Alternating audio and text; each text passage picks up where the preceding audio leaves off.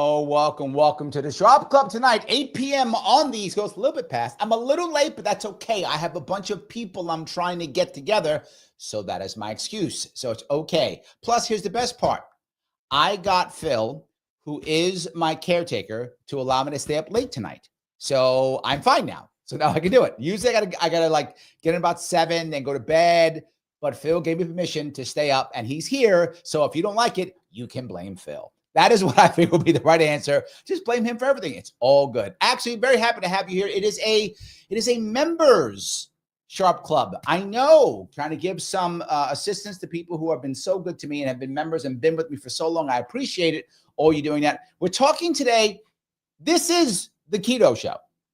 We're going to talk about keto today. However, we're going to couch it in something, which is the government actually supporting us in our health and in our lifestyle? And some of you may know RFK Jr. was on the Hill today, and they were trying to grill him on what a bad guy he is and trying to get us to have like healthy food and stuff. Who the hell do you think he is? That kind of thing, of course. And we're going to chat about that. I have with me an amazing panel. I do. I hope I pronounce everyone's name right. I think I will. And if I don't, they'll yell at me and tell me that I've got it wrong. She has been here. She's a member, and she's been in keto and all types of stuff. She's going to give us all the different ideas. Her name is Andrea Luzinski. Did I get that right, Luzinski? Yes. Yes. Hello, everybody. I'm winning. And also, the man, the myth, the legend, he has run for office. I don't know why he's crazy, but he has done it, and he keeps doing it, supporting libertarians throughout the Hudson Valley. He's the man himself, Juan Ayala. How are you, sir?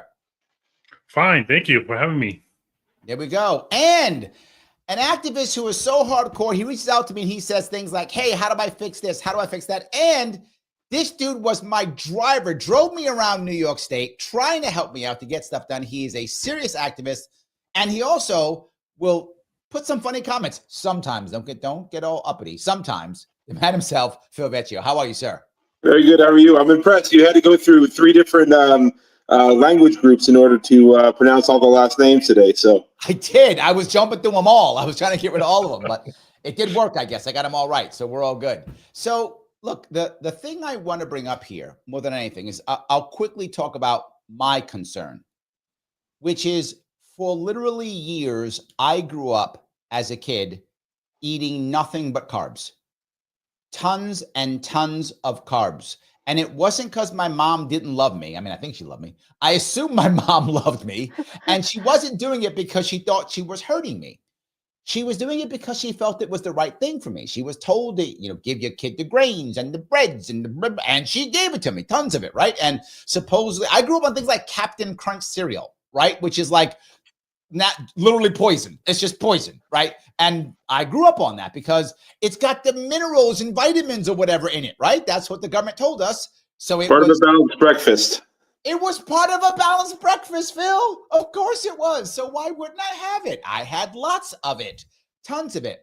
And as I got older, I realized how wrong it was. But it took me a long time to figure that out. And for those who don't know, after 9/11, I was considering leaving New York State and moving to Pennsylvania, believe it or not. I was afraid. I was living in New York City. I watched the second plane hit the towers, and I was like, that's it. The world's ending. I got to get out. Got to get my family out of here. So I started a small business in Pennsylvania. I actually moved to Bensalem in Bucks County. And when I went over there, I actually started a business there. And it was selling, my job was selling different types of natural things into franchise GNCs and natural food stores. And that's when I began to understand the system. That's when I first got into the idea of the Atkins ID and all that kind of stuff, all that stuff. And it was so foreign to me. I was like, these people must be nuts. This stuff's crazy. That's what I thought. Andrea's laughing because she knows what I'm talking about, right? And these people are nuts. It's crazy. Then all of a sudden, I'm watching the healthiest people I know are all doing exactly the opposite of what the government said. And everyone who's sick is doing what the government said. Am I nuts? Andrea, tell me, am I nuts? You're not nuts. You're not nuts. Okay, go ahead, please. I would say that I tried Atkins on and off in my early 20s, but living Mm, in Chicago, it had being single, it was very hard to sustain mm. that lifestyle. And so I went back to normal eating, and the pandemic happened, and everybody that was getting really sick were the ones that had comorbidities and diabetes. And I had type 2 diabetes, high blood pressure, was on a couple medications. And I thought, well, I need to do something.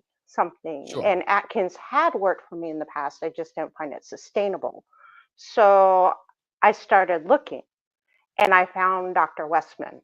And he was the one actually wrote the Atkins book back in the Yep. 90s, I remember. and started following him on YouTube and found a group of people to help me sustain this way of eating in my mid 40s. I But tell you the problem that I had, Andrea, is, and this may sound funny, but some of my friends who've smoked in the past would tease me and go, "Lie, you want to lose weight? Just start smoking." Right? That was like a joke they would all say. Just start, let me see you smoke. You'll be skinny, right? You just smoke instead of eating, you smoke, right? Now, well, there's I a part of that smoked, so well, well, that's that didn't not work for you. true. That didn't work for you. But my point was, I'm not a smoker, I'm not a drinker. So when I got stressed, I ate. That was my drug, right? Food, carbs. And people will laugh when I say that. But eating the carbs literally did work. It was a short term. It was like having a drug. It did make me feel better for the few minutes after I ate it. Then I went back to whatever I was feeling. But it does work. I don't mean to be, I'm not trying to be, I'm not trying to tease people, but it's true. I ate because it worked. It made me feel better. It just did.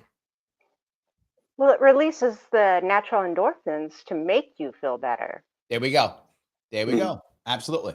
So you've been nodding your head, Phil. Go ahead, please. Oh yeah, no, just a lot of it's true. I mean, it's about and I haven't really told many people this before, but about a year ago, I had checked into the hospital because I was having a hard time just moving around because my legs had gotten so swollen.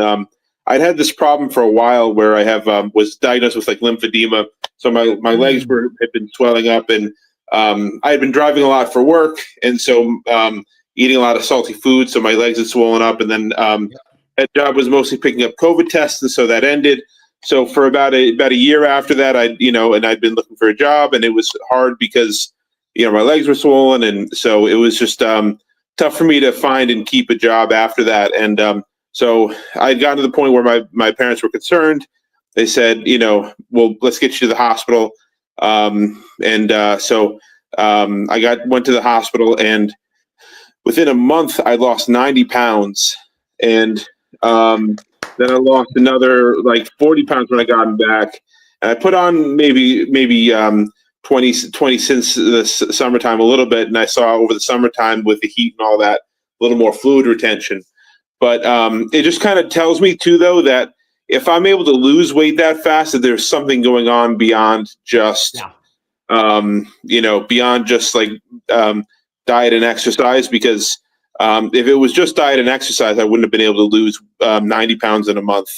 So yes, wow, Juan, jump in here. Tell us something. Yeah, you brought up the perfect thing. For me, it was stress eating. For me, I'm sometimes getting into these programming sessions, 12, 13 hours, and I just needed a quick fix. And when I really was watching myself eat, I realized, wait a minute, I'm eating a lot of food. It's maybe 100 calories here, 200 here, but it adds up over 24 hours.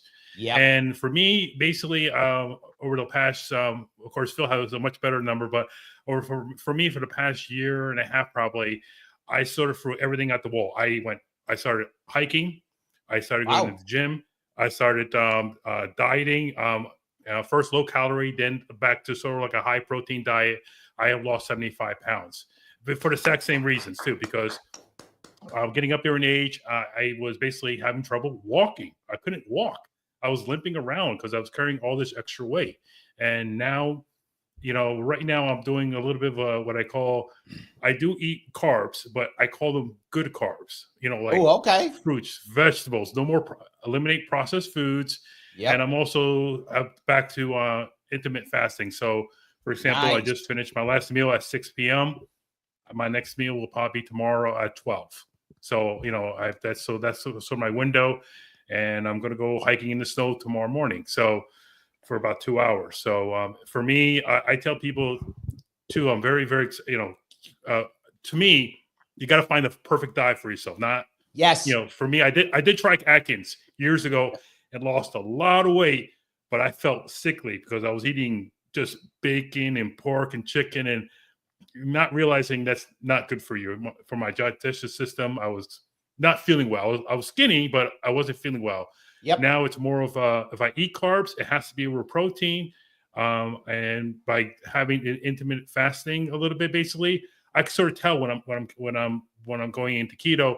And if I have doing an all day hike, then I'll eat carbs because Sure. you're doing a hike, you're burning like 4,000 or 5,000 calories. Yep. You have to have a little bit of carbs, but it's good carbs. And I can't stress enough. Stop eating junk food, chips. I love What? I love No my ice cream. bars and soda? Are you crazy? Kidding. Yeah, no, it's water. Look, it's just water now. It's just, and I used to drink Coke all the time. I used to drink Diet Coke and Coke, 12 cans a day. I remember a woman who used to work with me years ago.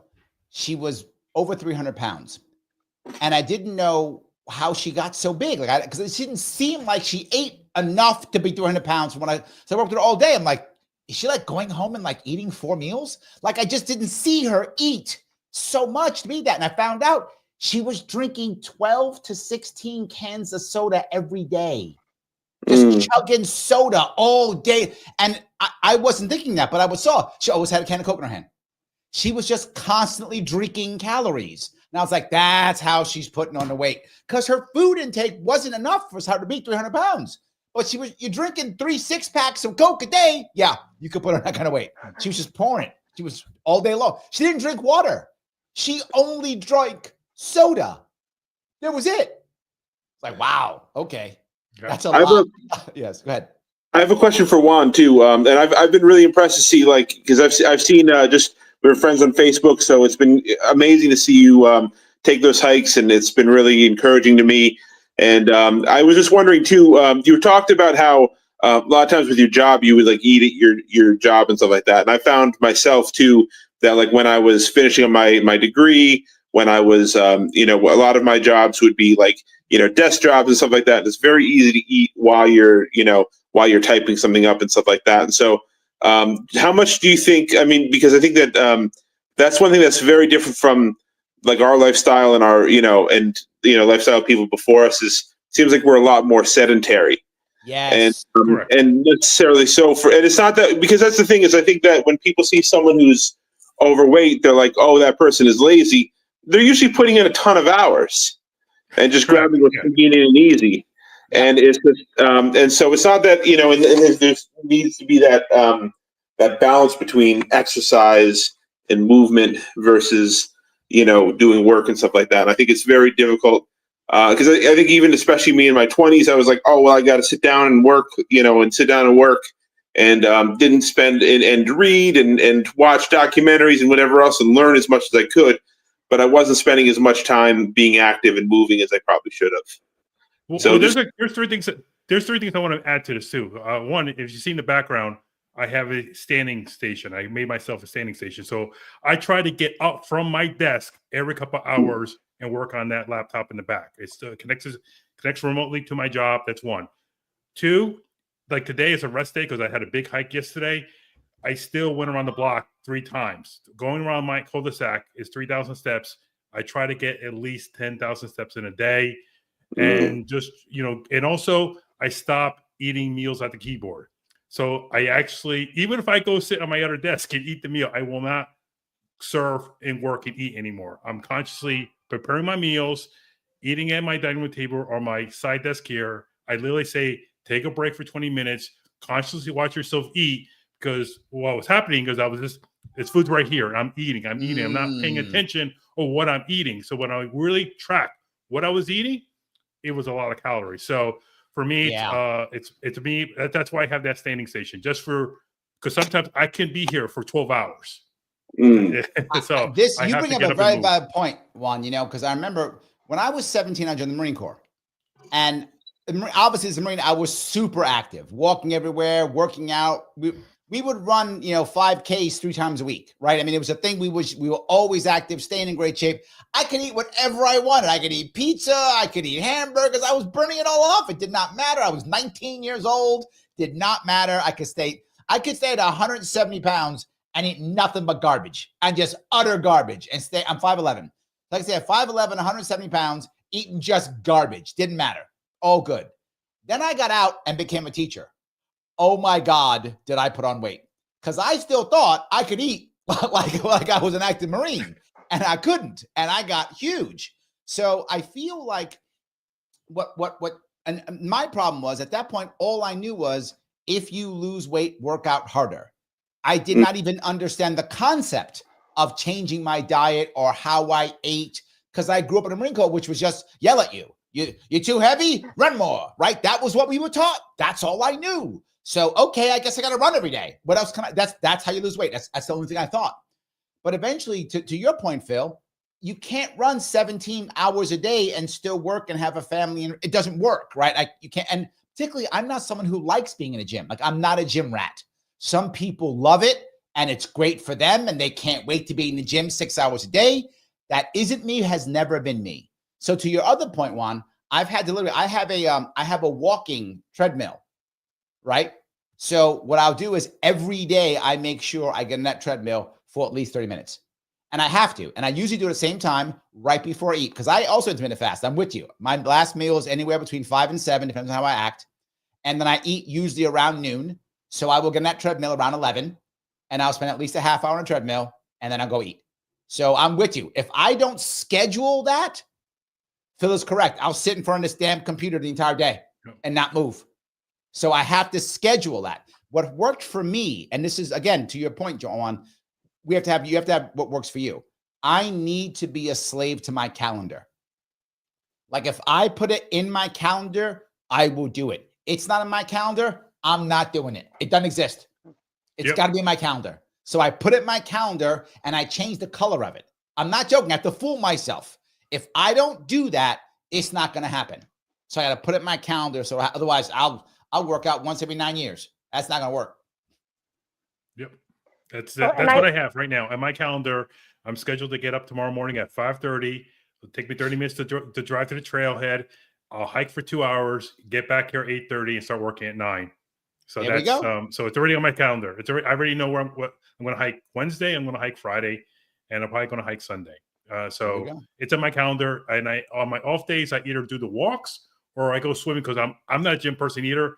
I've tried. I tell people I could go in the pool for 45 minutes, and I haven't bought the walking pad yet. I was thinking about it yet, but I still want to go outside and get sun. So I'm almost there. AB, hey, look, if you want to go outside, it's better. I'm just saying, I know I'm not going outside if I don't have to. I'm not. I'm going to be, So anyway, I'm sorry, Andrea, go ahead. No, I was going to say it's also important to get up and get your circulation going. So I work at a cube job, and so I make it a point to get up every hour and even just walk around the cubes and just get the blood flowing again. Yes. So let me grab a couple of things I want to bring up here, because a lot of people are asking about the keto piece in general. And the part that bothers me about this whole thing is most people believe that eating fat makes you fat. Most people believe that, eating bread is a good answer for everything. And the reality of it is fat doesn't make you fat. That's not a thing, right? That's not a thing. I eat lots of fat. And I mean, my typical breakfast, so you guys know this, I'll give you my typical breakfast. I'm very lucky. The reason why keto works for me, I'm not a foodie at all. Like food is just energy, right? It's just energy for me. Like if I never had especially food, I would never care. Some people love that it's a food they enjoy. I'm not a foodie at all. So almost every morning, I have 3 eggs, a third or to a half a pound of ground beef that I fry up, and sauerkraut of different places so that I can mix and match my gut health, and some kind of mustard. That's usually what I have almost every morning, plus coffee. That's my morning. And then I eat around, my morning's noon, around noon. Then I eat one more meal around 6. It's almost always some form of salad with some kind of protein on top. That's all day. If I snack, I tend to snack on something like pork rinds, which is just basically protein and fat. So I eat tons of fat, and I pour olive oil on everything, and I cook with beef tallow, butter, or olive oil. So I throw fat on everything. I do that, and I, generally speaking, just hanging out, I will lose about 1 pound to 1.5 pounds a month. Just doing that. And that's something that, like, because I've always struggled with my weight, even when I was a little kid. And I remember, like, because my mom, had always struggled with her weight. My dad struggled with his weight. I think my dad, when he went to Columbia University, he said that he had been eating just the cafeteria food. And then after he switched to cooking for himself, he said he lost about 100 pounds when he was in college. Yes. And he said, a lot of the fried stuff, a lot of the onion rings and all that stuff. And then, but my mom had done a lot with Weight Watchers, and a lot of the recommendations were very much kind of low fat, low calorie options. So I grew up eating rice cakes. I love rice cakes. Rice cakes are delicious. I grew up drinking skim milk. If I drink 1%, it tastes like cream to me. But I think that was one thing, was I saw all my friends who were drinking whole milk and like not struggling with weight as much as I was. Right. Yes. Yes, I completely agree. And it has changed how I think about, I've never loved what the government does, but it really made me think that the government is purposely not caring about us, shoving all this stuff into us. And the piece I'll bring up now, which is more important, is institutional food. So the food that the government is shoving into hospitals, schools, prison systems, right? All these big institutions is all the food you just talked about, Phil. It's all the processed food. It's stuff you say to get away from, Juan. They're throwing double that down their throats. So our kids are getting it, our elderly are getting it.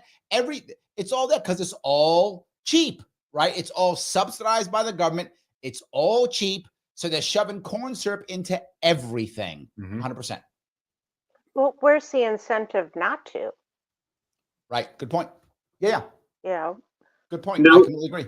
Here's a question I have for you guys, because you guys seem to live in different places as well.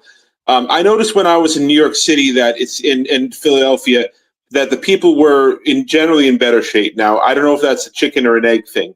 Are people in better shape moving to those places because they can walk, or is the walking, just a kind of a big thing? Because it does seem like, again, being upstate, if I want to go to the grocery store, if I want to go anywhere, it's hop in the car, drive there, versus, walk a few blocks to the corner store or whatever. So I walk everywhere in New York City. Everything where I live in Queens is walkable. Everything.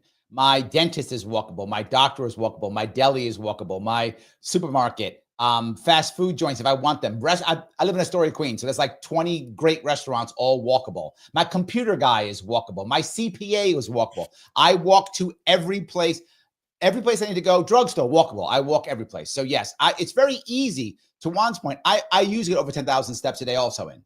And it's easy for me because I walk everywhere. Anything I do is walkable. So I think that's true. But there's a second thing you have in the city. It's actually, if you care, it's actually most places, not the poorer neighborhoods, but middle and upper class neighborhoods. It's easy to get good food. Like where I live, I can very easily, I walk to a grocery store that has all organics, pasture-raised eggs, grass-fed beef. It's all right there. Like everything, there's keto and everything that I want. The good food is easy in most good neighborhoods to get in the city. Bad neighborhoods, you have food deserts.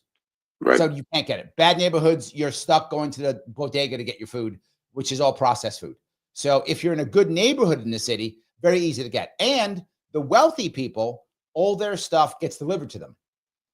So they get all the best food delivered to them.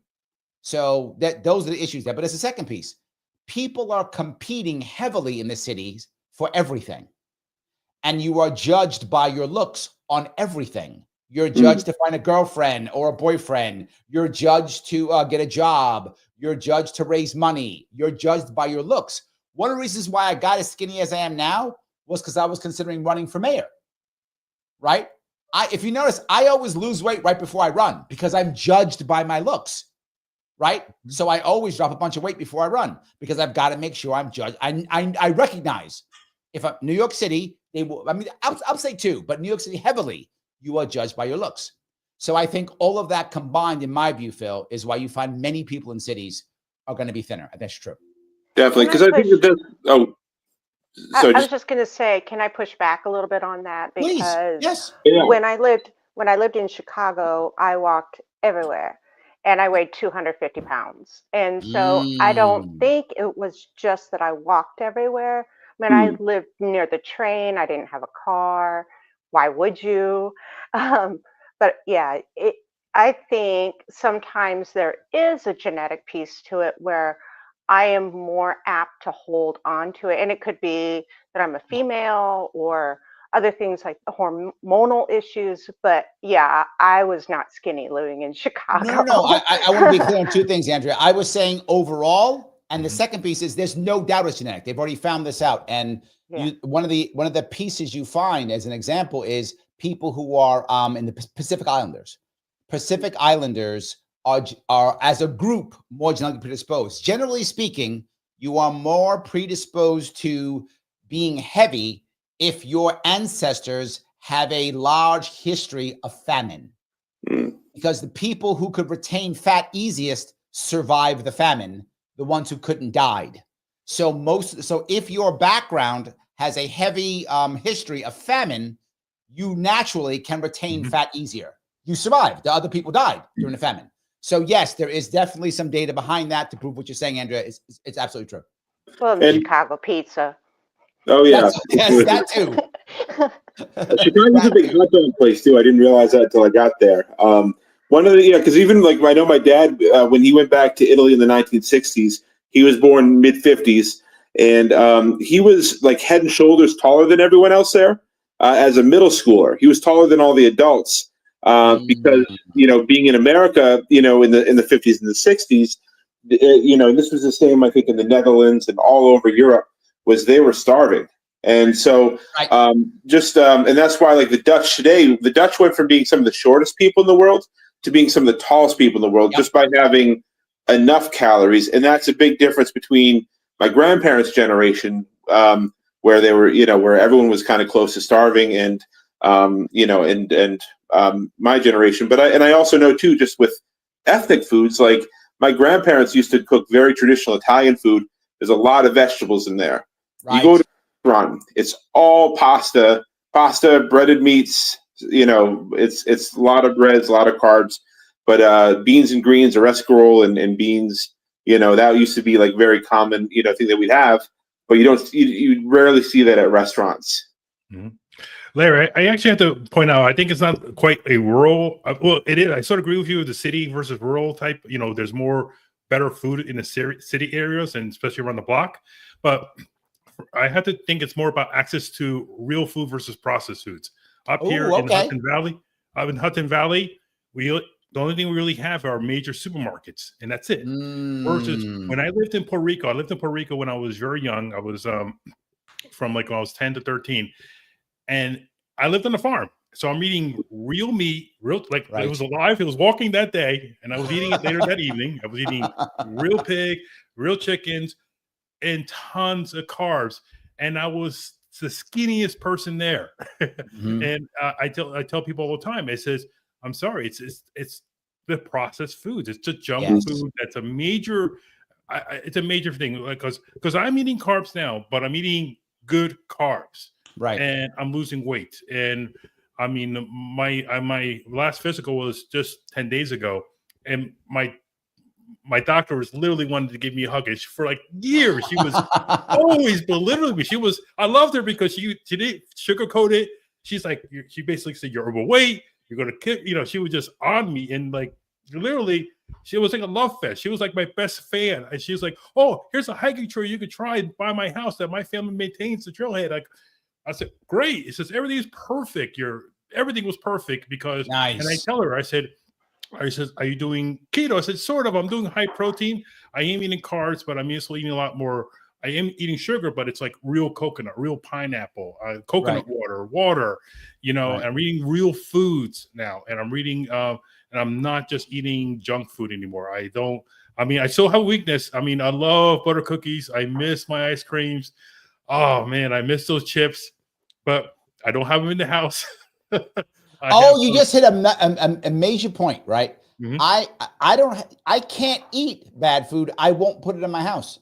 So if I'm gonna eat bad food, it's at someone else's house. Like I'm gonna go hang out with Andrea and see if we can have some bad food. See if I can get her to give me some bad food, Well, because I'm not there's gonna no have it in my bad house. food in my house, or else I guess we're it's going to a gone. restaurant, Andrea. Me and you, we going to a restaurant, have some bad food. We'll have some what Phil's, have some pasta and some pizza. We'll do that. But yes, but that's the only way. I'm with you, Juan. I don't put it in my house. I have to work to go get processed food. Like I've got to work to get it. I completely agree. Well, there used to be a lot more, and I mean, I know around where you live, Juan, and where I live up here, there were a lot of farms that specialized in, like, they used to grow vegetables for, this area.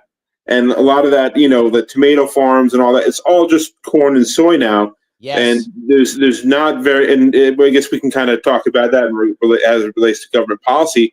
But it used to be that we would grow, squash and zucchini and all this stuff and transport it within a few days. And this is actually something that I've kind of started to switch over to frozen vegetables, because I know that I can't get that. Like I can't, as a single person living by myself, like I can't eat all of the fresh vegetables quick enough before it goes bad. So I've also heard too that a lot of times the frozen vegetables, because it goes from the field to the freezer within a couple hours or whatever, it actually holds in a lot of the nutrients better than a lot of what we consider fresh food. Fast freezing. It's called fast freezing. Yes, that's true. The fast freezing process is much better than it's ever been. Recently, a lot of people are moving to that for the exact reason, Phil. You're correct. That is true. The fast freezing depends on, like, obviously, if you're Juan in Puerto Rico, you're picking the vegetable and eating it, well, he got you beat on that one. But if you're not picking the vegetable and eating it, fast freezing is not a bad idea. Right. Well, absolutely true. And I find the convenience of having the frozen foods there is really helpful. And then, like you said, you're not wasting it because you're only cooking as much as you need. It's not perishable when it's frozen. So I think that's key. Yeah. I think there's something else that's kind of difficult sometimes too, right? I remember my mom was always concerned about having enough food in the house. My mom grew up very poor and dealt with starvation. So she always in her head, like we always had like a separate freezer full of food. We always like a separate thing. She was always like scared that she had to have food always in the house. And because of that, she would buy tons of food. But if you have a lot of good food, it goes bad because it doesn't have preservatives in it. Right. This is to Phil's point. It goes bad. So you have to shop more often or shop smarter or something, or the food goes bad. Like the food actually goes bad because there's no preservatives in it. So it is actually a little bit more challenging if you're accustomed to saying, oh, I go to Costco every 3 weeks, right? If you're accustomed to that, it's a big change. Unless, to your point, Andrea, you get a lot of frozen food. Then you can kind of do that. And I buy a half cow. So I find it more economical to buy a half cow. And so, Did you say you buy a half a cow? Yes. That's what I thought she said too. No, yeah, that's what my grandparents used to do the same thing too, because it's a lot cheaper.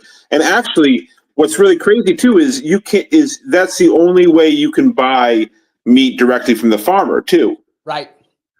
Yes. So let me touch that, Phil. You just brought up two pieces I want to bring up. This is a government policy issue. Number one, one of the things I focused on when I ran for governor was the idea of ending the idea that if you are a local farmer and you only sell within a state, that you are now immune from all federal regulatory bodies.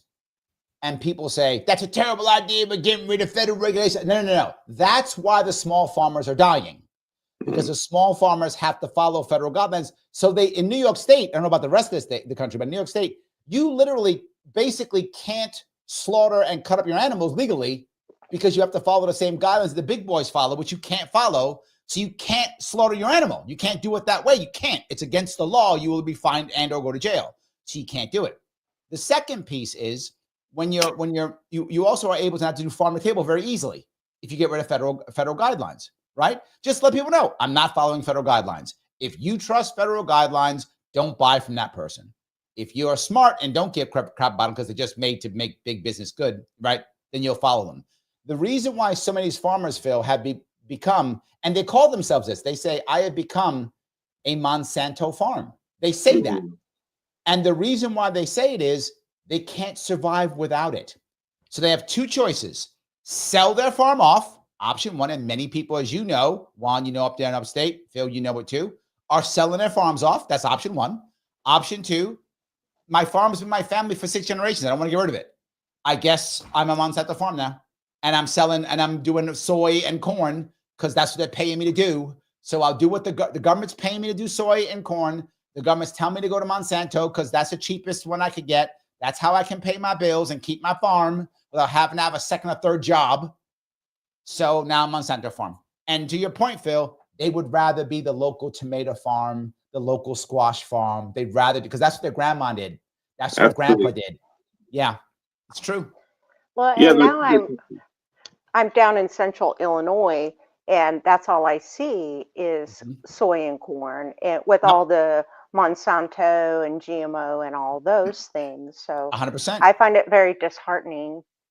Me too. But I grow my own vegetables because I have a little bit of yard and get a half cow. But yeah, it's hard. Well, central Illinois is basically upstate New York. Yeah, pretty much. Yeah, basically the same thing, right? Yeah, Illinois goes north to south. We go south to north. Same thing. Although, you guys don't have the mountains. You got to come and visit our mountains. So that's true. We do got mountains on you. We do have mountains on you. That we got. No mountains here. Yes. I was looking at a college in Ohio, and I couldn't get my bearing in Ohio because it's just so flat. It's like up here in the Albany area, I can see, okay, Catskills over there. Yes. Over there, Adirondacks over there, and I can kind of figure out my bearings from there. But it's just, amber waves of grain as far as the eye can see. Yes, absolutely. Let me grab a couple comments if I could. If I can grab a couple of these, if I could. It looks like IC likes. She says, Juan, you get extra points for that shirt. Yes, thank you. That's true. He does. That is accurate. Yes, absolutely. 100%. It's what all the bad boys wear. That's right. We're the bad boys. All the girls love us. It's true. Yes. Robert says, carnivore has been a game changer for me. A lot of people have found, and I'll give you my story. Some of you may know my story, but I'll give it to you anyway. So you'll see. Most of us, when we make a change like this, there's like a big deal, like something hit us, right? We had a problem. We failed at something. Someone came to us. Something happened. For me, it was the same thing. In 2010, I had a horrible time. This worst I ever had. My youngest daughter almost died. She had to have open heart surgery at 18 days old. My wife packed up and moved into the hospital and left me alone by myself and my 6-year-old daughter, who I was not the primary caregiver. All of a sudden, I was a single dad overnight when I was not the primary caregiver. Same time, I was finally going under. My business was collapsing from the 2009 collapse. I finally couldn't stay afloat anymore. In 2010, my business was going under. And the same week, my mom gets diagnosed with stage 4 cancer. Everything in 1 week. I was an absolute mess. And I did exactly what I told you guys. I ate everything. I just ate and I ate. And I remember this in my head and how I was so completely broken and blinded. I would have an entire pizza and a 2-liter of regular Coke for lunch and think, that's normal. Everybody does that. That's a normal lunch for everybody. Like in my mind, I fooled myself into believing that being completely fine. Like, of course, everyone does that. We all drink a 2-liter of Coke, right, for lunch, don't we? And we all have a full pizza, all the slices, the whole thing, the whole pie. Of course we do. We all do that. And I was thinking that was normal. And there was no one around me to say, what's wrong with you? My wife is in the hospital with my daughter. She's not going to go, something's wrong with you. My daughter was 6. She had no idea what was right or wrong. She's like, we're having pizza again. Yay. She didn't care, right? So there was no one there to tell me, dude, something's wrong with you. You got a problem, man. You're falling apart here. All of a sudden, I got to get myself back in action to rebuild my life. And I physically cannot fit into my suits. I had put so much weight on that I had no clothes to wear. And that is trying to put my clothes on was my, what have you done moment. That was I hit my bottom. What if I can't go make money for my family now? Like, okay, you got to do something. So I thought to myself, because I played with the blood type diet, years before that. I played with the Atkins diet. I put all different types of diets. And I thought the one that I thought was going to be easy, meaning simple to do, but challenging, so that it would give me some semblance of success. I thought, I'll go no carb. I went fanatical no carb, just fanatical no carb. Like I was like eggs, steak, water, like fanatical. I dropped like 40 pounds in like 2 months. My highest was 240. That was my highest. And I'd gone down to like 200 pounds in like 2 months, and I could fit in my stuff. I could fit again. I could like that. I was like 210 before. So my stuff was too big at that point. Right. So I'd gone further down than I was when I first started. And then I changed, and my whole lifestyle has been that way forever. Now I'm down to like 180. So I'm even lower than I've been in the past. I'm down to 180 now. So, and that's because I've been slowly I just stay on it. I just slowly lose weight a little bit.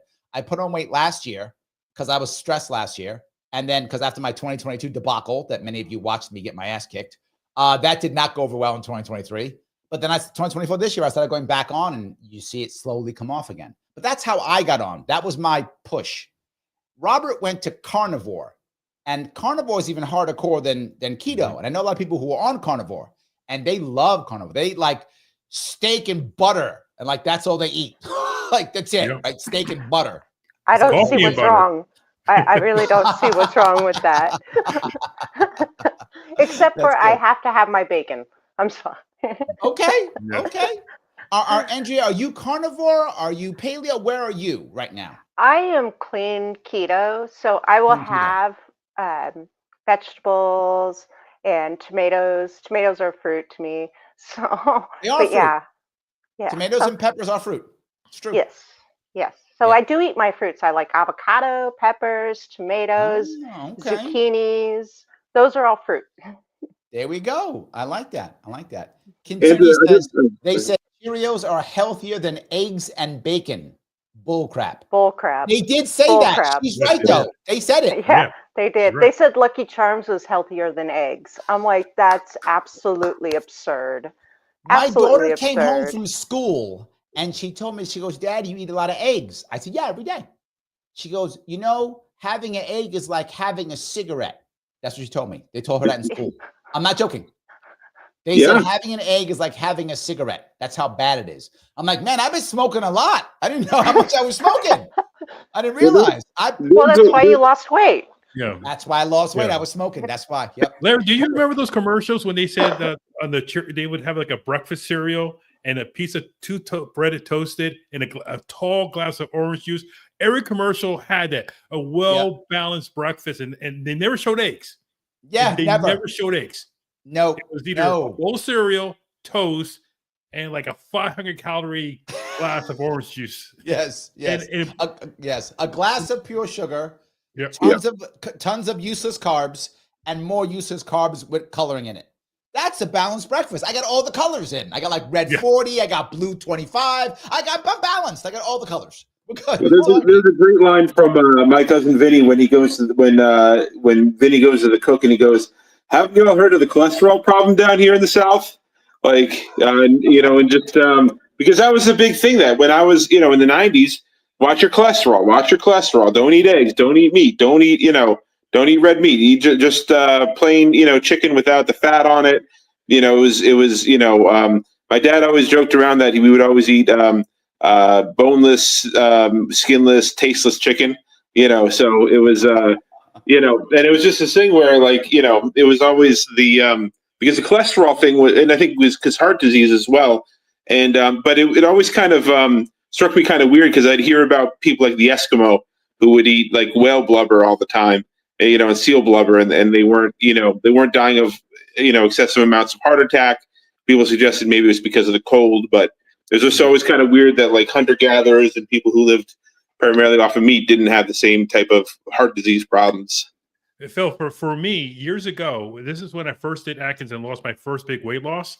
I actually had a doctor concerned that I was on Atkins, but he was confused because my cholesterol went down. Yep.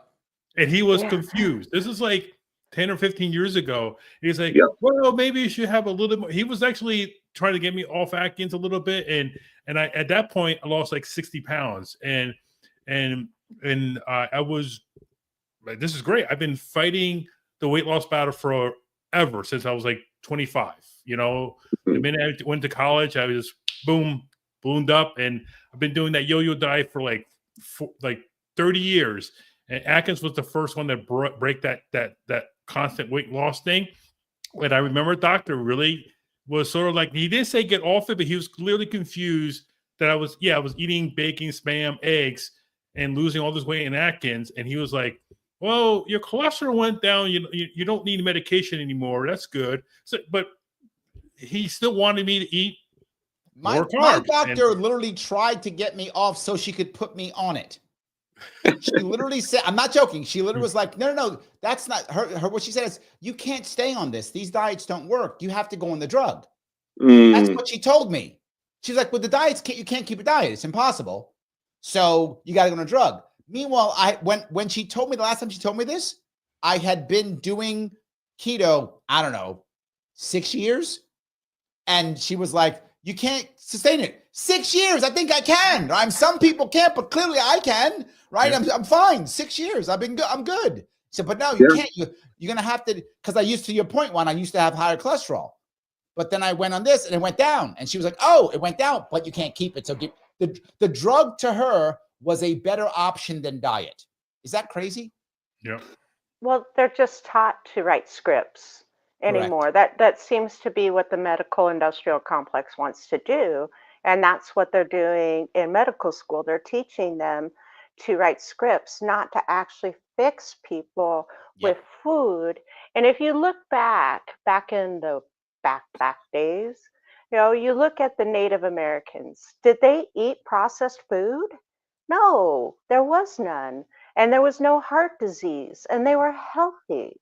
So how can they say, well, we need to eat more grains, when that's not what the indigenous people were eating? They were eating venison and meat and buffalo and fat and all those things. So I think it's absurd when we're told by the healthcare providers to get off of these natural foods and go on to these fake food.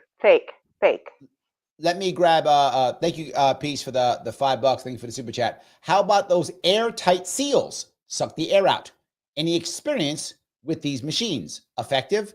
I have had a little bit, and it was like my mom did it actually. And like you put the thing in and like you use like a zipper thing, it like seals it shut with like, I think it was a heat or something. I forgot what it was, but it sucks the air out and then it seals it, right?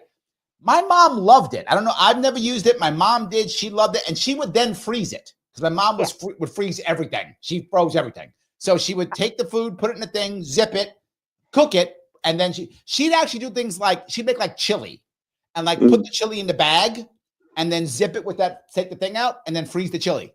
So that's what I got. Did anybody here use these things at all? Yeah. I use it for my garden. Oh, you do? Nice. Well, there we go, Peace. By the way, since I got you guys up here watching Peace, do me a favor. Click the button. It is that very important button that I bug you about clicking all the time. Lima, India, Kilo, Echo. Yes, like. That's the button. Do it. It's important. Elbow smash that thing. Do it. Absolutely. Whatever it takes. Just do it. Why? Because I put government bad on this. They're going to Larry's bad. They're gonna shadow ban me as always. Please do it. If you're watching on Twitter or Facebook, please share it wherever you're gonna share it, all over the place. If you are on Facebook, please make sure you're following me. Follow me. If you are on YouTube, please subscribe. And they say, Larry, I subscribed already. They unsubscribe you all the time. I'm not joking. I know already. I lost over 50 subscribers just last month. And it wasn't because I changed what I was doing. It's because YouTube said, oh, you guys are bots, and unsubscribed. It happens all the time. Constantly. If you want to super chat me like you just saw Peace do, please do so. Super chat me on YouTube, Larry Sharpe, or on YouTube, Sharpe Way. And of course, you can also become a member. $5 a month keeps us going to the best of my ability. I do more of this and less working. And I know I'm always working. That's why I'm late half the damn time. But that's okay. It's okay. This does help. So if you could do that, that will be amazing. So no matter what, click the button. It's like, and something else I want to ask you. Follow these people too. right? You can follow Juan, you can follow Phil. I put all the details on the Facebook page. I put all the details on a YouTube channel. I put all the details on Rumble. The details are right there. Follow them, see what you're doing. Now, Andrea doesn't want you to follow her, but she comes on this show all the time. So yap at her when she's on this show. You can just comment right at her and she'll respond sometimes, but she'll usually respond if you just do it. So it's all good. So guys, please do that if you would. I would appreciate it. It does matter tremendously. In fact, let me give you real fast if I could. You can follow Juan at Juan for Freedom on X, Facebook, and Instagram. You can follow Phil on Adopt Night. It's like in a fighting night, KN. Yeah, Adopted Night. Yeah. Adopted Night on X. And also Phil Vecchio with 2 C's. That's the cool Vecchio, 2 C's on Instagram. So I guess the piece that I'm glad we brought up was the idea of how we've made things get better, right, on ourselves. Kinsugi says, good work, Juan. Love that. Paul's on top too. My hiking brother-in-law, go Juan. Love that also, yes. But IC brings up something, the intermittent fasting piece. She says that's easy for her. Keto for her is difficult. The fasting piece is very interesting. AC brings up fasting. He did a 36-hour fast, which I know I've done a couple of those in the past before. And he also talks about doing OMAD. For those of you who don't know what OMAD is 1 meal a day. You basically do 24-hour fasting, 24-hour fasting. You eat 1 meal per day. I got to tell you, in my view, at first, intermittent fasting was very hard for me. But again, I say I'm a slave to my calendar. Once I put that in my calendar, easy. Now I intermittent fast all the time. I usually do 18-6. That's my norm. OMAD for me now, since I've been doing intermittent fasting, has now also become easy for me. I just got to skip 1 meal and I've got OMAD. I just skip 1 meal and I have OMAD. So I've done a couple OMADs here or there. 36-hour fasts for me are challenging. 48, easy. I can do those easy. 36 is challenging for me. Andrea, you've been nodding your head the whole time. Tell me what you're thinking here. Well, I find that, let's say you do slip up and have more carbs or sugar or whatever, to get back into ketosis, the best thing to do is a 24-hour fast to get yourself back into it. And so I think fasting is part of the key. And also you think about the American guidelines is they want you to eat 6-7 times a day. Yes. And that's just absolutely insane. Cutting it down to 2 larger meals will do you so much good with food that will actually sustain you. So like meat and vegetables and things that will actually keep you fuller longer and not give you such a sugar hike. Yes, absolutely. 100%. Juan, are you a faster or no? Yes, I am. Yeah, I have. I just started up about 3 weeks ago. And I generally have 3 meals. My first meal is generally at 12. I generally have my big meal at 3, and then I generally have a light meal at 6. That's generally my calendar now. I try to, for me, that's really been helpful than trying to go pure keto or Atkins, because when I was doing that for a little while and hiking, I was really just literally running out of gas. And so I had to learn to actually have big meals the day before a hike. And then I would be satisfied. And that, believe it or not, I wouldn't be that hungry even after the hike, which you generally are, but not fat. You're furious, and for me, drinking a lot of water and salt with the salt tablets, it keep me from getting dehydrated. So for me, I brought up that piece, brother. The salt's not bad for us either. No. Like they tell you, I have so much salt. I put salt on everything. Like if I could, I'd probably put it in my coffee if I could. Like I put salt in everything. I eat tons of salt. You think about it, and the processed food has tons and tons and tons more salt in it. So when you move to a keto or a clean keto or whatever, you're actually eliminating a lot of that salt. And so you need to bring it back. So you're actually getting more salt in regular American way of eating. Yeah. Correct. No, for me, I was having a lot of issues with muscle spasms. It would just burn. Lost one. That if I started drinking salt during the hike, I went from going 4 or 5 miles fine to doing 10 miles without an issue. Wow. And I wasn't sore the next day. So for me, if I mess up, and also I've also started taking potassium and magnesium at night, and that also seems to balance out. So like, and if I forget to take those and I go on a hike, the next day I'll pay for it. Like, oh, I'm really, really hurting. But for me, it's just about eating right. And I'm trying to cut down to 2 meals a day. I think I'm getting there. But it's sort of funny, but when I wait till 12 o'clock, I'm not really hungry. So I generally have my big meal at 3 because I don't want my big meal at 6. And by eating my big meal at 3 and my light meal at 6, I'm not having issues falling asleep anymore. I'm not having digestive problems anymore. I'm giving my body a chance to digest the food before I go to bed. I gotta grab something real fast. This is from Rumble. It's right in. He says magnesium and copper help me with cramps. I think a lot. I started taking magnesium too. I thought that was gonna.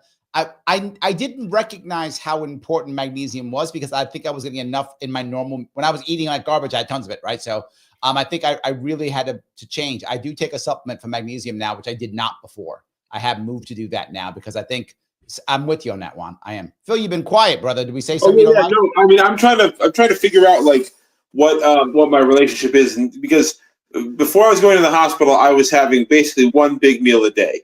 And so and because for me, it is a thing where like, once I eat for the first time, that's when I start getting hungry. So I'm trying to, I think this is something that I'm trying to figure out for myself. I do know that like when I have like eggs and bacon, or what I really love is steak and eggs. And that's it's something that I've just kind of started to do. And that's something that like, the thing is though, is when I have steak and eggs, I do feel hungry, but it's because I feel like I feel like a teenager again, kind of. It's kind of like a teenager hunger, if that makes sense, where I'm like, oh, like I know I'm full, but it's kind of like this thing where it's like, oh, my body's starting to like, work better and stuff like that. So I'm still trying to figure it out because, I went to, after I got out of the hospital, I went to a dietitian. They're like, oh, well, you've got, like you guys were saying, like 6 meals a day, 6 small meals a day. And, Bill, so you don't spend. If I could give you my opinion on this, it's just my view. Yeah. Anyone who is a licensed dietitian, if they honestly think that the license they got has value, it doesn't have any value. Right. If they got it as a marketing tool, but then don't use it, that's good, right? They got it as a marketing tool so people would go to them, but they then don't use the stuff they learned. That's a good thing. But if they actually think the stuff they learned is valuable, that's not a good dietitian. I'm gonna give you my opinion on the second piece. It's gonna sound so cheesy, but I don't care. I'm gonna say it anyway. The internet is your friend. Definitely. Literally, there are YouTube doctors who are far better than any dietitian you'll ever find. You can just watch like 6 YouTube videos. Right? Off the top of my head, Dr. Berg talks about it. Ekberg talks about it. Weston does, but there's just so many of them, right? Definitely. Well, and I think that like weightlifters for me are kind of like people who are like are competitive athletically are kind of my go-to because they are very practical in terms of like they're very knowledgeable and have a lot of application of nutrition and performance. Yeah. So this is a perfect example of this, and he is a doctor. It'd be someone like Huberman.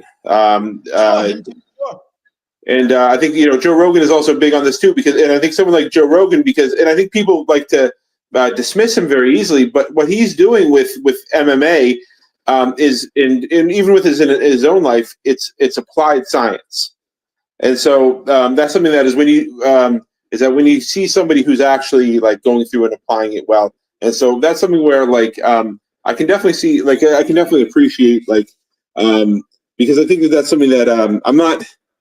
And I don't know if it's good for me to do like one specific thing, but it's just kind of, I think like Juan's saying is kind of, and I think like you said too, Larry, is just viewing food as fuel and then just kind of figuring out, well, where do I need to be fueled? Let me touch my last piece if I could for this, Phil.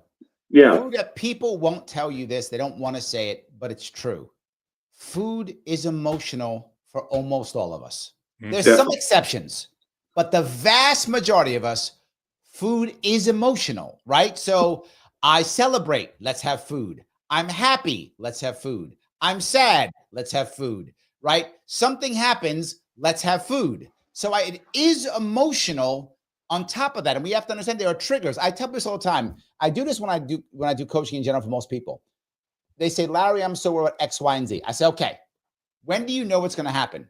Well, I know I'm going to be mad at my boss. Why? Well, because my boss always says X. So you know your boss says X. Yes. Okay, so I'm asking you right now. When your boss says X, what are you going to say? I'm going to get mad. No, tell me right now. Let's plan.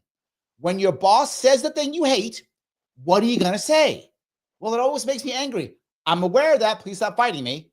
Tell me what you're going to say.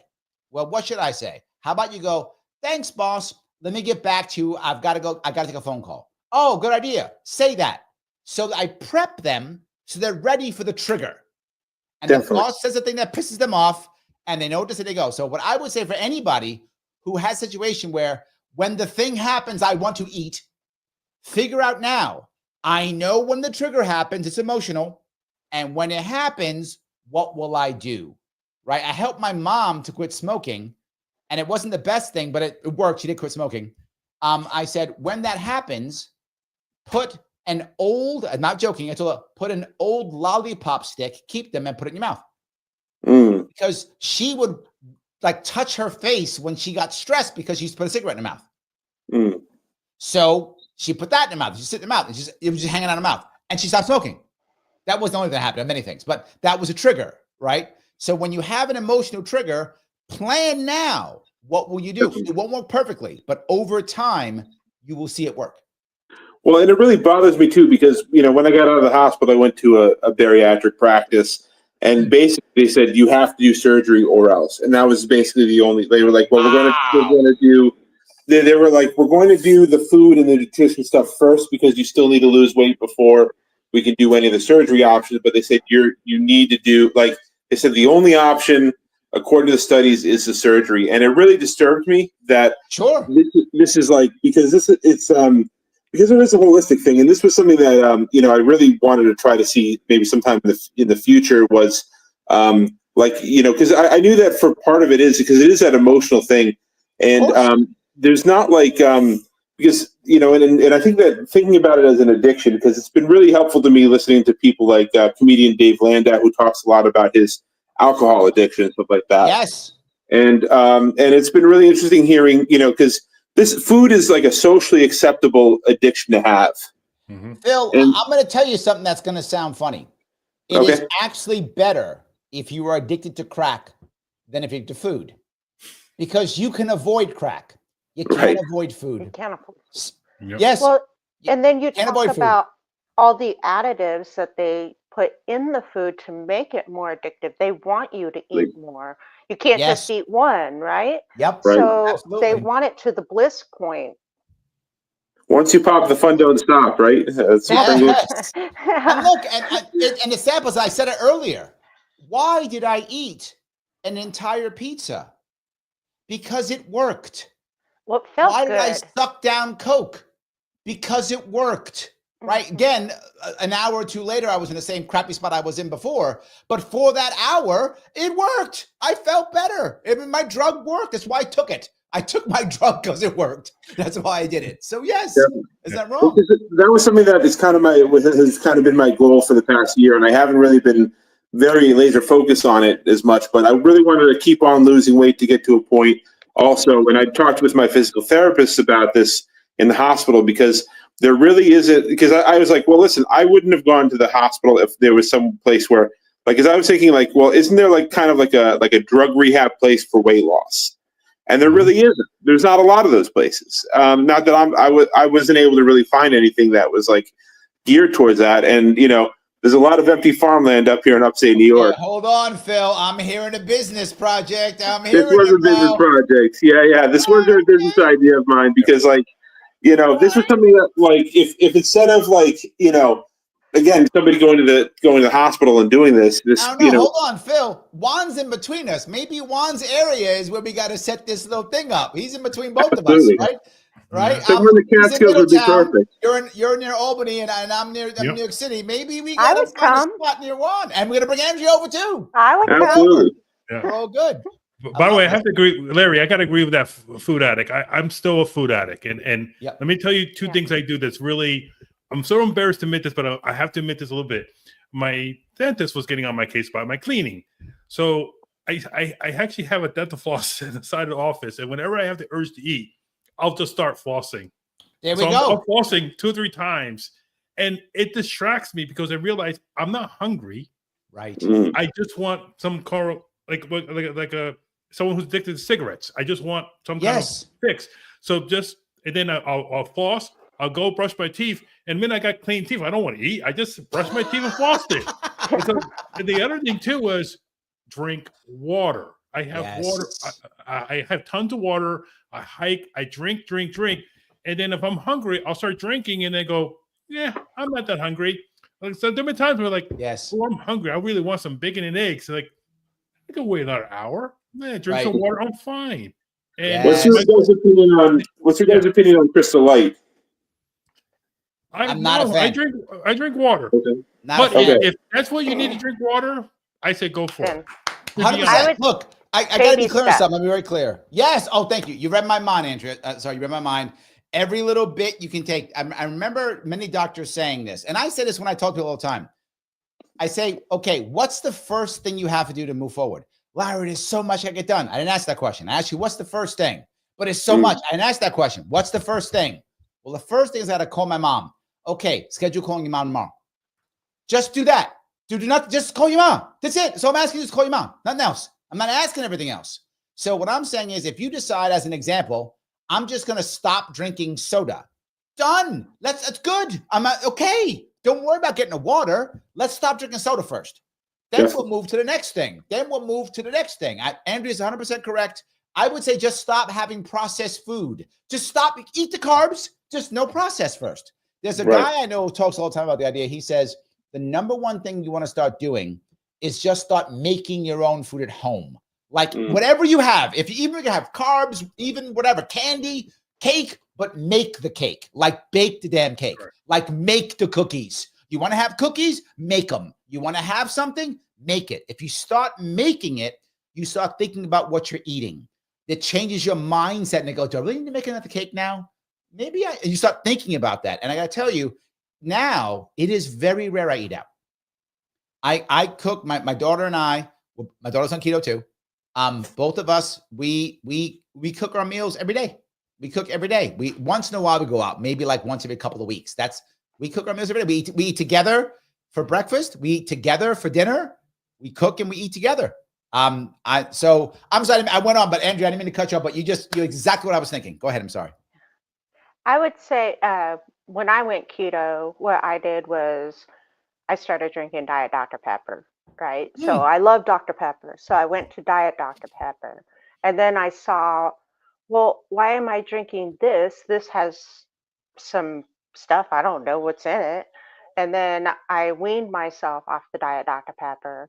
So I would say with the Crystal Light, if that's going to get you off of the sugary soda, go for it. And then start watering down that Crystal Light to where you don't need it anymore.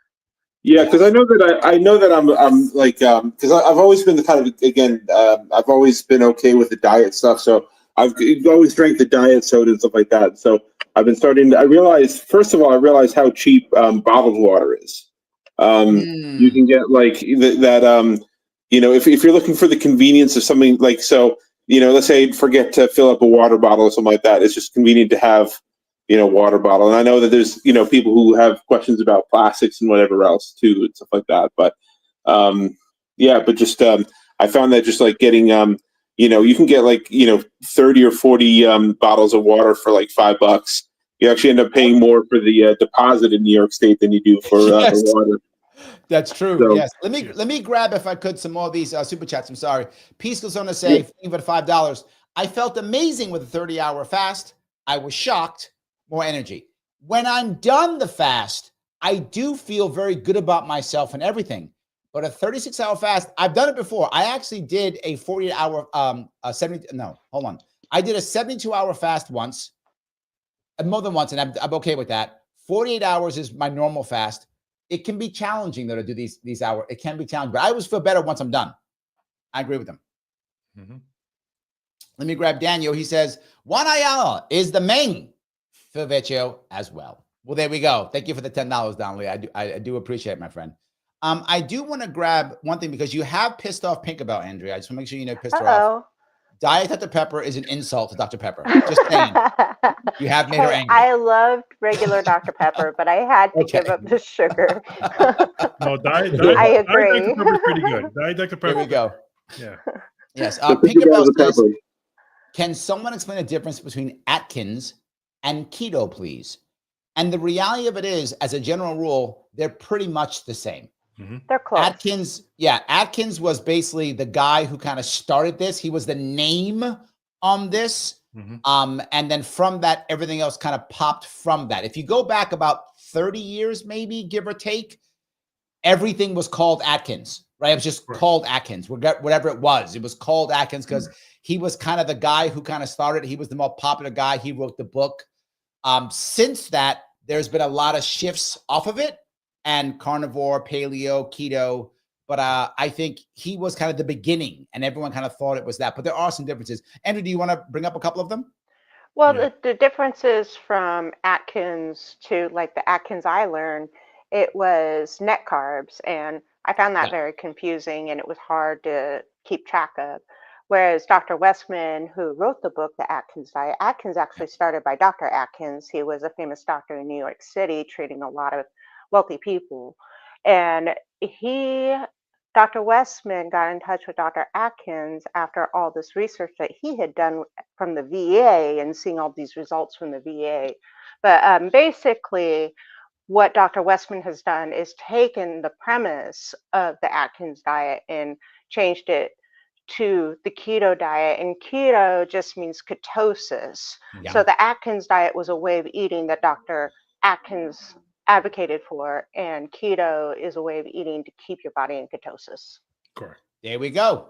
I appreciate that. Right. Yes. So the AC says, and do you drink soda, Andrea? Do you drink any soda now? I don't drink soda anymore. No. There we go. Now I have to admit, I do drink Diet Coke once in a while because I feel that I like to reward myself. I still like Diet Coke. And so I always tell people, like, to me, it's always about achievable goals. If I slip one day, that's fine. And to me, if I stay on my diet 6 out of 7 days, it's a win. I'm down from 12 cans to 1 can every 2-3 days. That's a win. So if you want to do Crystal Light, baby steps. For me, when I did the weight loss thing, I did threw everything at the window. I started little goals. Cut out the Diet Coke, cut out the processed foods, go hiking, walk. I did all that stuff, in all these little things I did achieved my weight loss for the past year and a half. Well, I would say that the soda stopped probably about year 1.5, 2 for me. I've been on this for 4 years, so it took a while. It wasn't an instantaneous process. I'll probably be there soon. I'm down to one can pretty much every other day now, but I still congrats. I still miss my Diet Coke. Miss my Diet Coke. Coffee? Yes. Do you guys drink coffee? Because I'm not a big fan of coffee, though. Yeah. So that's the thing is, like, when I'm trying to get my my caffeine in the main vein, it's it's usually like sugar-free energy drinks, like some of the Monster sugar-free, Do you like? I chug coffee. No, I love coffee. Coffee is chug coffee. Yeah. Now I have an espresso machine. Perfect. I've been good. When I ran in 2018, you guys remember what a monster I was then. When I was done running in 2018, I'm gonna give you a true story. I was having at the end 9 cups of coffee a day. I'm not joking. I was having 9 a day. I was just chugging it. Now you might go, is it bad? I was, again, delusional. I deluded myself many times. And in this one, I was like, I'll just stop. You can't stop when you have been having 9 cups of coffee a day. I thought, I'm super cool. I'll just stop. That's not how it worked. I couldn't function. I had to Andrea's point, I had to wean myself to just 6 a day. And then I weaned myself down. Now I have 1 or 2 a day, to be forward with you. But I like coffee. I pump my coffee up full of stuff in the morning. It's like a mix of garbage I put in it. I eat my coffee in the morning, and I generally have maybe 1 more cup during the day, but I used to have a lot. I'm a big fan of coffee. That's just me. Yeah. Well, and I was going to ask Phil, do you like tea? Do you like tea at all? I do like tea. Yeah. And I'll drink tea from time to time. It's just generally it's just in terms of grabbing something quick. Like sometimes I'll, like a, like a Diet I Coke or would say something. make some iced tea and have that ready for yourself if you're not a coffee person. If you Okay. want some caffeine in the morning, that would be Yeah. a good alternative. Well, the other thing, if you need a sweet treat, right? I still have coffee because coffee is my sweet treat. I don't have sugar in anything, but I usually, when I have coffee, I'll throw some stevia in it. So I will often have some stevia in my coffee. Not always, but most of the time. I've also used, but believe it or not, raw cocoa. Raw cocoa isn't very sweet, but it changes the flavor of the coffee, a little bit of flavor. So I can put some raw cocoa in it here or there. It depends how I feel in the mornings, but I might put a little bit of raw cocoa and a little bit of stevia. It's sweet enough for me. A little bit of flavor is perfect. Takes care of me. And if I get stressed and I'm having a hard work day, I'll want a snack. So I'll often have coffee as my snack with some stevia or some cocoa in it. So I get a sweet fix. So it kind of takes care of my sweet tooth. And that's how I take care of it. So if I have 3 cups of coffee in a day, I'm very stressed. That's why I've had 3 cups, because that's been my snack. Usually I have 1 or 2, but once in a while I'll have 3. Juan's using the floss. I should copy him. That's a better one. But I usually get coffee. That's my snack. Yeah, from time to time, like sometimes if I'm sick, I'll put in like a little bit of local honey and stuff like that too, because I know that especially if I've got allergies, I know that local honey is supposed to be good for that. So yeah, that's true. Also, let me grab a quick Rumble rant. This is Joel. Joel says this is a good panel. Those Larry Sharpe followers are some smart cookies, not real cookies. Those aren't keto. He is correct. Well done, Joel. Well done. So Kim says bacon fried mushrooms. 4 to 5 eggs scrambled, one of my favorite breakfasts. I am loving that. That doesn't hurt my feelings. Nope. Yes. Yep. Oh, good. Absolutely. 100%. So it's funny. She says then her top weight was 280. Yeah. Mine was 270. Yeah. Wow. Mine was way above that. Mine was 360. Wow. I was up when I went into the hospital. I weighed 640 pounds, and I got down to 500 pounds. So I've still got a long way to go. So my goal is I was hoping that by the end of the year I'd be down closer to 400, but I've still got ways to go. And so if I get down to 300, maybe we can start talking about a weight loss center and stuff like that. And now you have to. Just take my money. Take my money. Yes, you have to now. Phil, you got to now. Now you messed up. Now you messed up. Now we got a business model coming up here. See, so yes, and you got to do it. You got to make sure you're there right after the election of 2026. Definitely. You got to have this ready for us to kick off in 2027. And here's the thing with that too is I really think that, and again we can bring it back to government regulations. It's really interesting to see, having had to go to more doctors in the past years, how much the business model isn't around giving care, but it's around insurance. And a lot of that is Medicare and Medicaid based regulation. And so this is, and again, because I know I worked in HR for a little bit, and I'm sure it's more expensive now, but they were spending $10,000 a year per person for health insurance. And that's cheap, probably, and so it's wild that what we see, because in all of weight related, obesity related stuff is one of the highest drivers of healthcare costs in America. 100%. They say, well, why can't we, and I think I had a big argument with a friend of mine about this when comparing the American healthcare system to Europe, because they have better outcomes than us. Well, part of it is that the food has made us a lot sicker than Europe. We're more sedentary. So as a population, but America's, I guess, the best place to have a heart attack. If you have a heart attack, it'd rather be in America than anywhere else. Or cancer. The cancer was the other one where they tended to deny care in Europe and stuff like that more than they would in the U.S. But over 50% of healthcare expenditures are Medicare and Medicaid. Yes. Could you imagine if more people changed their health just by changing their food, what would happen to the healthcare costs? Just in your own pocketbook. So I don't even think you have to go keto. you can go clean vegan, get the processed Yes. food out of your diet. There's Right. just so much junk in it. And the regulations, they help them. They Yes. help these big food companies make this crap. 100%. Support them. So the AC says, I got up to 267. I'm going to get down to 167 again. Look at you, 100 pounds. And I'm currently somewhere between Wow. 205 and 215. Nicely done. I do love Nice. that. That is amazing. Yes. Let me grab a couple more of these if I could. P says, I cut out bread except for sourdough bread in moderation. Well, look, okay. If you're gonna eat a bread, sourdough's the one to eat. I'm just Sourdough, saying. yeah. At least Yeah. it's got probiotics in it. So yeah. Yeah, if you're gonna eat one, that's the one. So yes, I'm with you on that one completely. So yeah, 100%. Kim says I stay away from seed oils, carbs, and processed foods. Home run. Absolutely. Absolutely. I love that. Christine agrees with you. She says the cleaning piece. She says I've been dropping weight since I started eating clean. Yes. I mean that's the piece. And look, to be and forward, that's what ahead. RFK wants to do. He doesn't want to outlaw any of these foods. He just wants it to be cleaner so we're healthier. He doesn't want to ban fast food. He doesn't want to ban junk food. He just wants it to not be junk. That's what he Yes. wants. Well, Absolutely. if RK just gets rid of the subsidies, someone Yeah. asked me the other day, why do they have pure cane sugar in Mexico? Why can't we have more healthier Coke than in the USA? It's because the government, it's cheaper to make the cheap soy, the corn syrup. Corn syrup. Yeah. It's cheaper to make the fake sugar than it is real sugar. That's why. Absolutely, yes. So IC corrects us though.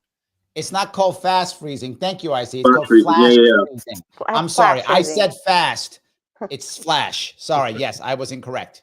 Absolutely. Yes. 100%. I want to make sure that was clear. So the flash freeze. I wish I had got the flash freezing part correct. So let me walk down here if I could. People are teasing about the half cow thing. Half cow, toss it, freezer. Kintsugi says half cow, that's hardcore. IC It's says delicious. Freezer's got a half cow. So yeah, people like to have Listen, cow. and I know some people around here. My dad's has a friend from high school that runs had run. I think he retired recently, but ran a beef farm, and they would do free range organic cows. And he and a couple of his friends went in and did that. And my family goes hunting, so we'll get like a full deer, and you've got to you butcher it up, and it's a little smaller than a cow, but that's not uncommon. There's a lot of people now raising chickens. That's been really good and really interesting just for the fresh eggs and all that. But it's that used to be more common 50 years ago too, where people would buy the half cow, and that was a form of savings. It was a way of if you made more money over the summer, you could save it for later. And a lot of times, again, you're buying directly from the farmer. It was also, but to add on top of that, Phil, was also a way to barter, so you didn't have to pay tax. Definitely. Right? Absolutely. So you would barter food back and forth and whatever the case may be so that you don't pay tax on it. That was also a way that people got around some of those things. Absolutely. I completely agree. Renita's with you, Juan. Renita says, can't afford the subsidies. Yes. Go ahead, Andrea. I'm sorry. What I was going to say is I can too. So then I'm preserving stuff from my garden in the freezer, canning it, just any way you can do to get fresh food. Yeah. Absolutely. 100%. So IC brings up a valid point. She says organic ground beef went from $39 at Aldi's to $5.49. This is another piece. This goes back to what we're talking about with the idea of regulations that hurt small farmers, subsidies that support bigger farmers. So now the farms that do organic or pasture raised or grass fed, grass finished, clearly that's more expensive, right? But not just that, it's hard to get into certain stores. So sometimes you find good spots. Again, where I happen to live in New York City, if you live in a working class or a wealthy neighborhood, it's everywhere. You can do it. But again, I've been very forward about this. You don't see me having a fancy watch. You don't see me having a fancy car. If I'm spending my money, I'm going to spend it on the food. I'm going to spend it on my food. Spend it on a ribeye. Yes, that's correct. I am happy. I will spend it on the food. And sometimes, depending on how much money you're making or where you live and what your lifestyle is, you may have to make some sacrifices and you got to make a decision. Do I want the cool new TV or do I want to eat better, right? Do I want to have a fancier car or do I want to eat better? Which one do I want to do? And look, no judgment. You do what you want with your own money, how to make you money.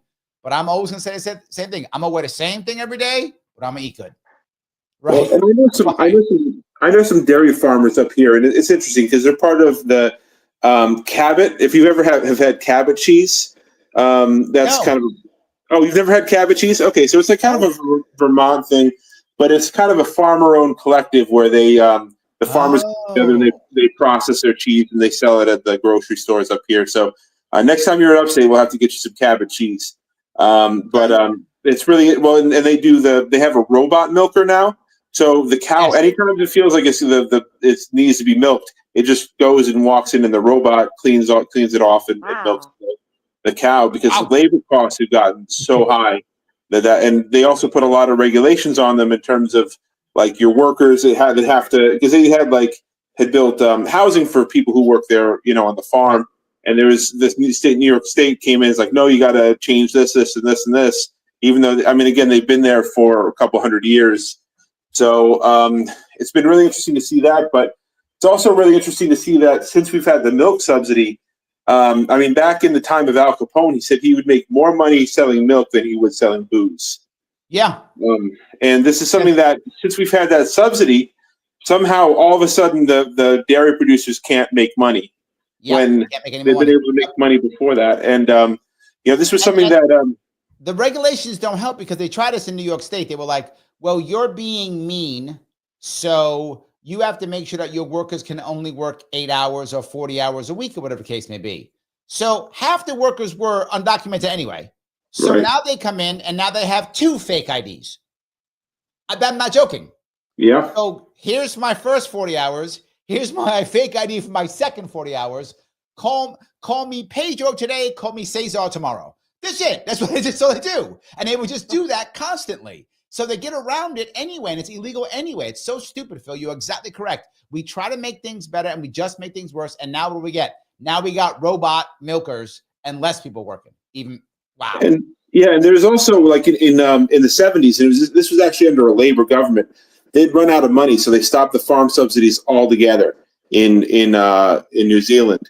And they said before then because they were paid per sheep, they were getting a lot of skinny sheep. But afterwards, what they found was that there was less subsidy towards fertilizer and all that, and they tended to get more organic produce out of New Zealand just because they weren't subsidizing the farms in the same way they were before. The Green Revolution. How if the doesn't get involved, all of a sudden the actual person who buys the stuff matters. Isn't that weird? The customer matters. Weird. Yeah. I think it's weird whenever the government gets involved, everything just gets worse. Yes. Absolutely. Yes. Yeah. Let me grab Liberty Lady. She says, carnivore cleared up my IBS issues. I just cheated and ate a quesadilla. My stomach will let me know later because of tortilla. So yes. But again, this is to Juan's point, right? Maybe you want to reward yourself sometimes, right? Maybe you want to have a quesadilla every once in a while, right? The world's not going to end. The problem is, do you have a quesadilla, then have 7 more quesadillas, then keep eating quesadillas for the next 7 days, right? That's a problem. But if you have a quesadilla once in a while, you'll be fine, right? Yeah. After 5, it becomes a gordita. Oh, is that how that works? Okay. I didn't know the rules. Yeah. So now you tell me the rules. They also have low carb quesadillas too. Yeah. That's true. And my daughter, they're not bad. They're pretty good. She eats egg wraps. The egg wraps act as tortillas. The egg life, yeah. Yeah, she eats those all the time. And in the mornings, sometimes I'll fry one of those up for her. I'll fry it up, and she'll put eggs and bacon and make a wrap. And just it's all protein, and she feels great. So yes. Kintsugi says Michaela Peterson talked about the lion diet and how it cured her childhood arthritis and depression.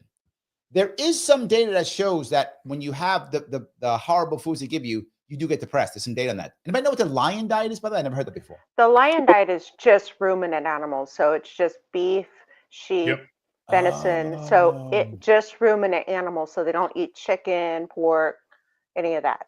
Just ruminant. I saw an interview. I saw an interview. I can't remember who was interviewing her, but they were very combative with her. Like almost like literally accusing her of being a liar. Like it's just like she had like serious medical issues. Yeah. And she's documented seriously, and then on her own, because she just decided to try this diet and it worked perfectly. Everything proved it. And I just remember in that interview, why are you attacking her? She's like, she has proof. She's not like someone's claiming to be. She can show you medical charts proving all these horrible conditions. She was going to the doctors every week, every month to see a doctor. She goes to this diet and it worked for her. So I tell people all the time, because it breaks their worldview. Exactly. I said, don't try keto. Just try the diet that works for you. If you're a vegan, like Andrea said before, or paleo, someone says, which one's the best? I should go low calories working for me. Fine. The one thing there's some global truth. If you eat well, avoid the processed foods, you're going to be much, much happier. And yeah, I can't remember who interviewing her, but it pissed me off. You were all mad. I didn't see that one. Being like a very inspirational story, he was like attacking her for going against the narrative of low calorie, you need carbs. And there's also people who literally have shown evidence that they literally had cancer and they went on a keto diet and they went in remission. Now I want to be very clear for YouTube. I am not a doctor. This is not evidence. Please don't cancel me, YouTube. I'm just saying a story somebody told me. I'm not advising anyone to do anything. Okay, YouTube, I'm not a doctor. Don't cancel me. I'm just saying some people have said that. Now, if that works for you, why are you mad? To your point, Juan, if this diet is helping my health out, why are you mad? Let me get my health on. You get your health on, I'm gonna get my health on, and we'll be fine. I don't get it. That's not even. I don't think that's even that controversial within the medical community, because my grandmother had lung cancer, and they said avoid sugar, avoid carbs. This was something that was pretty. Again, I think she went to a pretty conventional doctor in the Tampa Bay area down there, and and again they were saying like no sugar, no carbs while you have the cancer, because the sugar is known to feed the cancer better than to feed your body. Yep. So, correct. Yeah, but my mom had cancer, and the doctor said, no, more bread. No. I think it depends on the doctor. Yes, it depends on the doctor. Just like in any profession, they're great doctors and they're bad doctors. And I think one thing I want to tell people that really, really helped me out. I remember years ago, I was getting almost depressed about my weight. I was trying everything. People say eat less, and I was like, I'm starving myself. I'm not losing weight. And I went to a doctor, and he said something very, very. He goes, "Look, you're just built to gain weight. If 10,000 years ago, if there was a famine and you were out hunting, you would be king of the world. In today's world, food is easily available." So he sort of took my view of being negative, saying, "Oh, okay, then it just says you just process fat very well, more than the average person." It says, and it's going to be a little bit harder for you, but don't give up. And I was very motivated by that, because I was getting very. But that was my point earlier, Juan. That people there is a genetic piece. Andrea's correct. There's a genetic piece to this. People whose ancestors had lots of famine, they can process fat easier. It's just, and they keep it easier because that's what they needed. They were going to die if they didn't do that. So it worked. They were the ones who survived. I think it's true. But again, it just means to your point, Juan, maybe diet A works better for you and diet B works better for Andrea and diet C works better for Phil. But we got to find the right one. I completely agree. Yes, 100%. Absolutely true. Let me grab, if I could, a couple more of these super chats. P says, for $2, I want to know, are cute animals more tasty? No, they are not. No. So, yeah. I don't think I eat cute animals. I don't eat any cute animals. I'm sorry, I have, but listen, I've actually never shot a deer personally. I saw a beautiful 6-point buck in my scope one time. I took a shot, but my dad gave me a shotgun with a loose scope, and I missed them because the scope was loose. But I haven't been out much since. But those cute deer are so tasty. They're so, but no, they're actually. It's very gamey. It's, if you've had grass-fed beef, though, you've had venison. So. Well, and I wouldn't call a buck cute. I really wouldn't. Oh, okay. I would say they're scary Okay, see that? I'm gonna go with her. I'm with you, Andrea. Yes or no? Peace goes on to say, Larry's ignoring my super chat. Are cute animals more? I wasn't ignoring. We were talking some stuff, Peace. I wasn't ignoring you, but I never ignore you. So yes, I'm not ignoring, but yes. I think it's about, we got two people who say cute, not tasty. Phil says they are. Juan? No, the pigs and cows and no, cute animals. I can't eat cute animals. No. See, Phil, you're wrong. Sorry, 3-1. Sorry. Phil's wrong. Well, it depends on how cute you think that pigs are, because pigs are the most tasty, and there's some. I mean, some pigs are better better looking than others. Let's put it that way. Okay, grown pigs are not cute. Grown pigs, they're not cute. The baby ones can be. The babies are cute. I don't eat the babies. Don't eat the babies. Just eat the adults. Then they're not cute. Yeah, the teacup pigs are too cute. There we go. I like that. Olivia, thank you for $10. Olivia, it's been forever since you have been on my show. Now that you are there, I'm going to call you tomorrow and bug you. Olivia, you have to come back on my show. I miss you. Olivia, by the way, doesn't always admit it, but I've just decided she's my adopted daughter. So she just is. That's how it works. She says, Larry, show for Supreme Leader. Yes, and then you can be the princess. Absolutely true. Olivia, thank you for being around for $10. I appreciate that.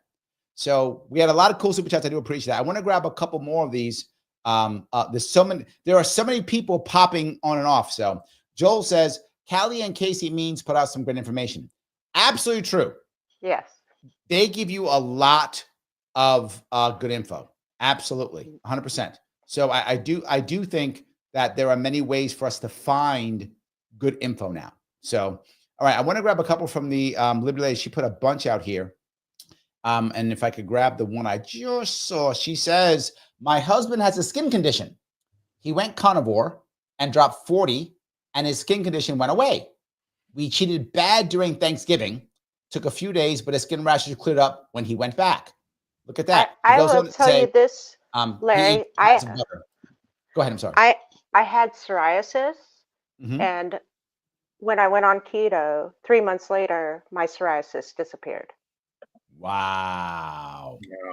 I had a huge chunk of psoriasis on my leg, and it's completely healed. Wow. There we go. Yes. Dave says, Larry, I remember the commercial from 1970s. Only eat 2 eggs or you're over the cholesterol limit. Yes, I remember that one. I remember that too. I want 3. Yes. 3. No, it was 2. I remember that commercial.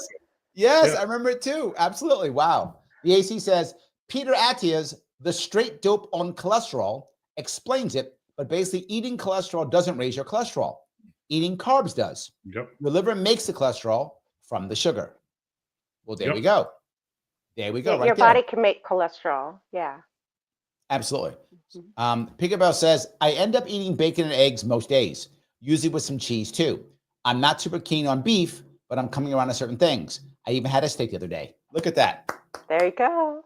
There we go. Yes. No, I think that for most of us, no matter what it is, eating a whole lot of carbs, unless you are very active, right? Like you're an athlete or something, to your point, Juan, if you're going to go out hiking, right? Carbs are a great source of energy, right? For most people I'm going to give you a little tip on stress.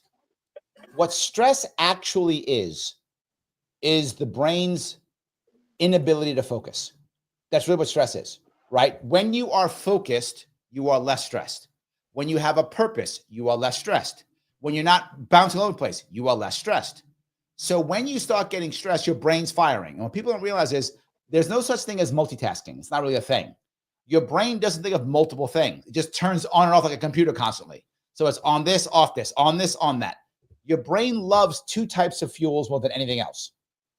Fat and sugar.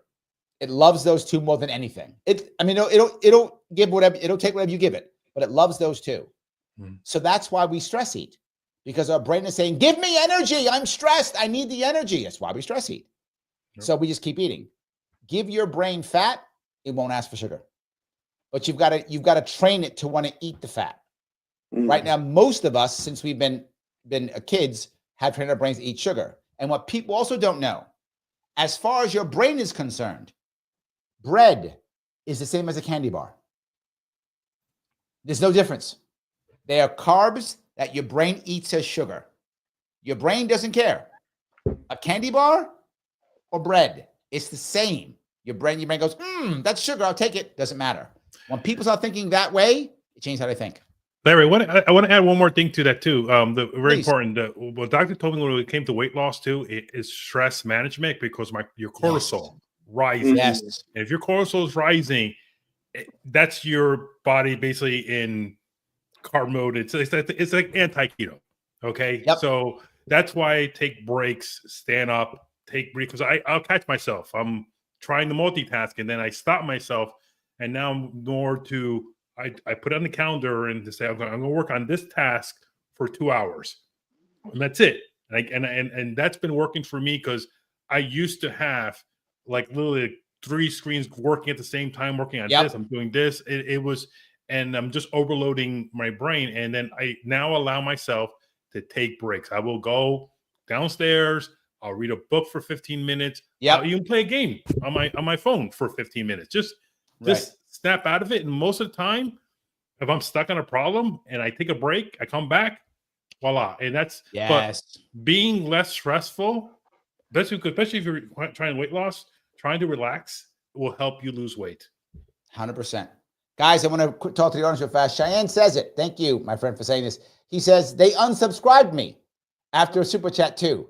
I'm not joking. YouTube just decides you're a bot and unsubscribes you. That is why I bug you every single show, multiple times during the show, to please make sure you are subscribed on both YouTube channels. And if you haven't, please follow me on Facebook. Please follow me on X. It all matters. Please click that button known as like. That is the 1-2 click. It does matter. Why do I want you to like it? Because if you like this, the algorithms go, oh, people like it. Look, I've got cats. Come on, I got cats on the show. You got to like it. There's cats here. Come on now. So if you do like it, all of a sudden, the YouTube gurus go, oh, it must be good, so we'll show it to more people. So that's why I bug you to like it if you would do so. If you want to super chat me, please see people super chatting. This always goes right to the front. And of course, if you want to become a member, $4 a month, click that join button. $5 a month allows me to keep doing more and more of this. So thank you guys for all the support every time we can. I hope these are good things that you want. Kinsugi says, no bueno, YouTube. I know. No bueno is right. Yes. And AC says they turn off my notifications, which is why I say click both. Click it and then notifications. They do it constantly. And they don't like what I say. That's why I'm so shadow banned. Yeah. It's common sense. They don't want people to have any common sense. Oh, there we go. Oh, I like that. They want people to have common sense. I like that. Shelly says, your brain is literally made of fat. Yeah. There we go. Yep. Yes, absolutely. Yes. IC says, stress can also be over-focusing. Over-focusing actually isn't focusing. Over-focusing means you're focusing on one thing plus things ahead of it. That's what over-focusing is. So even though it seems like it's linear, over-focusing is actually holistic, even though it feels like it's linear. So over-focusing actually isn't focusing. But I get your point, right? Sassy says, Larry is so right. It's true. I am. It's true. Always. So yes. Not always. A lot. How about that? I'll say that because I have been wrong. Yes. Okay. Olivia agrees. She says, okay, call me tomorrow. And yes, you did adopt me. I did. See, she admits it now. I will. Yeah, Olivia's an elite athlete too. So yes, Olivia is a championship wrestler. People don't know that. She is. She is amazing. Yes. And by the way, wrestles boys, or wrestled, not anymore, but wrestled males. That is how good she is. She's talented in many ways, which is why I adopted her, because I can now take credit for her being awesome, even though I didn't raise her. This is why I love it. I take credit for her being awesome, even though I didn't raise her. Very easy. So there we go. So Kim says, cute deers are very tasty. Just ask my pugs. I don't know if I like that one or not. I'm not sure I like that one. Dogs are carnivores, so they would think that's pretty tasty. Yeah. Well, actually, dogs actually are omnivores. Cats are carnivores. Cats are ovulatory. They should only eat meat, but dogs are mostly carnivores. Yes. Well, I'm saying dogs will eat anything. They'll eat anything, but that doesn't mean that they're optimal. Yeah. Oh, optimal. Yes, correct. I'm sorry. Yes, optimal. Yes, But I know dogs, they will eat anything. It doesn't matter what it is. Yeah. Anything. 100%. Whereas my cats are finicky. Yeah. Correct. Yes. Cheyenne says the Fed regulations allow for big corps to label their food products with healthy labels, which is organic, but with subpar standards. That's the piece I see all the time. They allow people to be fooled because some company paid the government. Am I wrong here? Very That's true. greenwashing. Yeah, greenwashing. Yes. They make you think it's something it's not. Kintsugi says Michaela had to have her ankle and hip replaced. I did not even know that. She's like when she was 16, right? She had it happen when she was 16. Oh my God! Wow, it was bad. I think she was going to have a second or third one in her early 20s too, and yeah, it was pretty bad. Wow, I'm blown away by that. Cheyenne says my brother-in-law lost half his weight in a year with low carb. Wow. Oh my God. Wow. That is amazing. That's amazing. That is, wow. That is absolutely amazing. I like that. So, all righty. Christine says, hey, all you cat lovers, my cat is Loki. My cat Loki is in a cat beauty contest in January. He'll need your votes. Well, there we go. Totally post that. Totally post that. We'll take care of you. Yep, we'll take care of it. There we go. All right, hold on. I gotta find Sassy D. I'm trying to get me Sassy D's question. Hold on.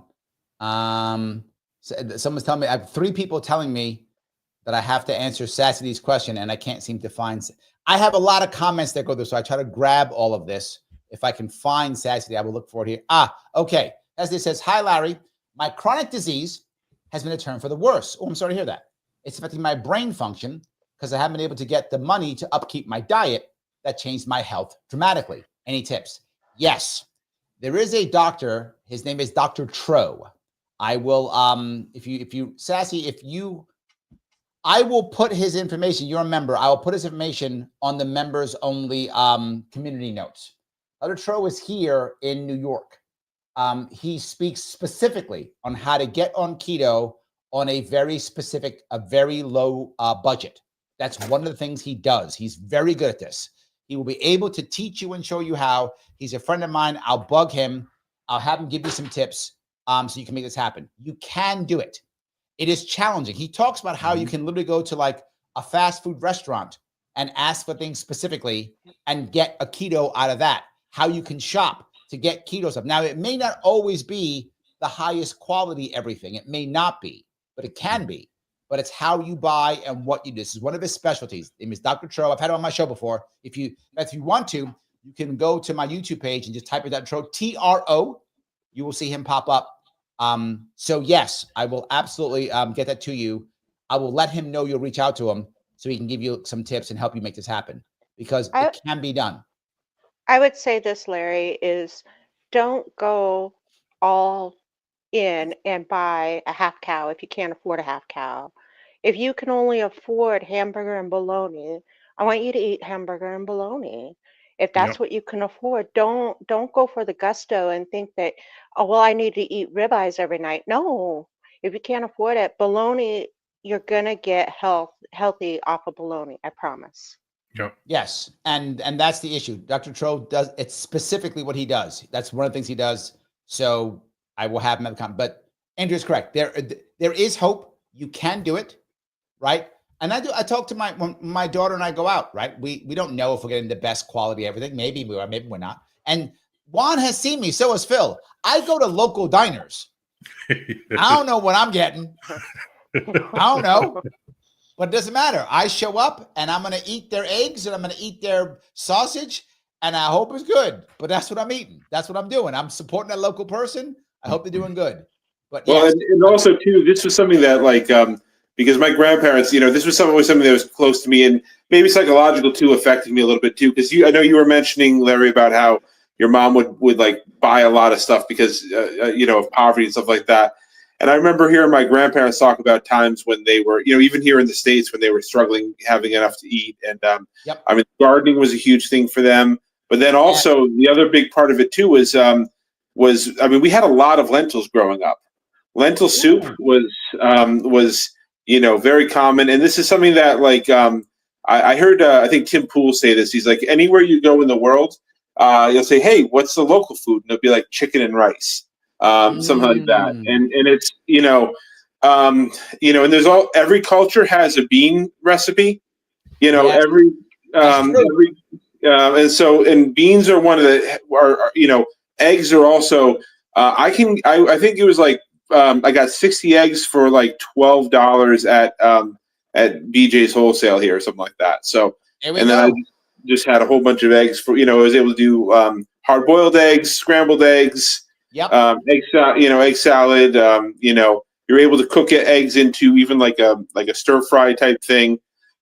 So there's a lot of things you can do to add protein to your meal using eggs, and they can be cheap depending on where you get them and stuff like that. So Joel says, though, he's over at Rumble. He says, I like the idea of ribeyes every night, though. It does sound great. He's not wrong. That does sound great. That would be great. I can't even have that. Yes. You can eat a steak. You can eat a steak every night, and it's probably cheaper than eating out. This is true. That's a valid point. You know what? True. That's a valid point. You got some lentil people here. Hold on. Christine says, love lentil soup. Shelly says, lentils are very high in protein. IC says, I make a mean lentil soup. Well, you hit a nerve there, Phil. You hit a nerve on that one. Absolutely. And the AC says, bologna is better than cinnamon toast crunch. Yes, it is. Absolutely. Yep. Absolutely. Yes, and low sodium Spam is not that bad either. I mean, there we go. Yeah, it works too. Or corned beef. I've eaten plenty of corned beef too. Yes. The AC says, Dr. Cho is a white guy. Found him. Yes, he happens to be a white guy. Yes, he has and he shaved his head. So he shaved his head, and yes, Dr. Cho's a white guy. True, and he's in New York. So if a New York guy, yes, and he has pictures of him go ahead. Is he pretty fly for a white guy? He is. Indeed, he is. He's very fly for a white guy. Yeah. He absolutely is. Yes, 100%. So the AC says lentil is low carb. Not necessarily. It depends. Just the beans. If you add like pasta or something like that, that's where the carbs come in. But if you have just lentils, and I know people who, there's like lentil cakes, lentil bread. If you just have the lentils, or if you don't put a ton of pasta into there too. I know there's some good Indian recipes for lentils. Yes. Where you add a lot of curry. That if I ever come back in another life, I want to come back as an Indian and have all that curry. But there's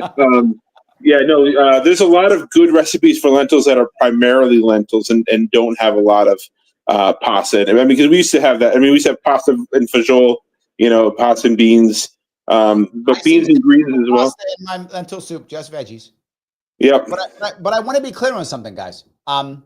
You don't have to go, 5 carbs a day to be healthy. Mm-hmm. You can go 30, 40, 50, 60 and still be healthy. Correct. So you don't have to go no carb. I very often try to go the day under 10, under 20 carbs. I often do. That's why I keep losing weight.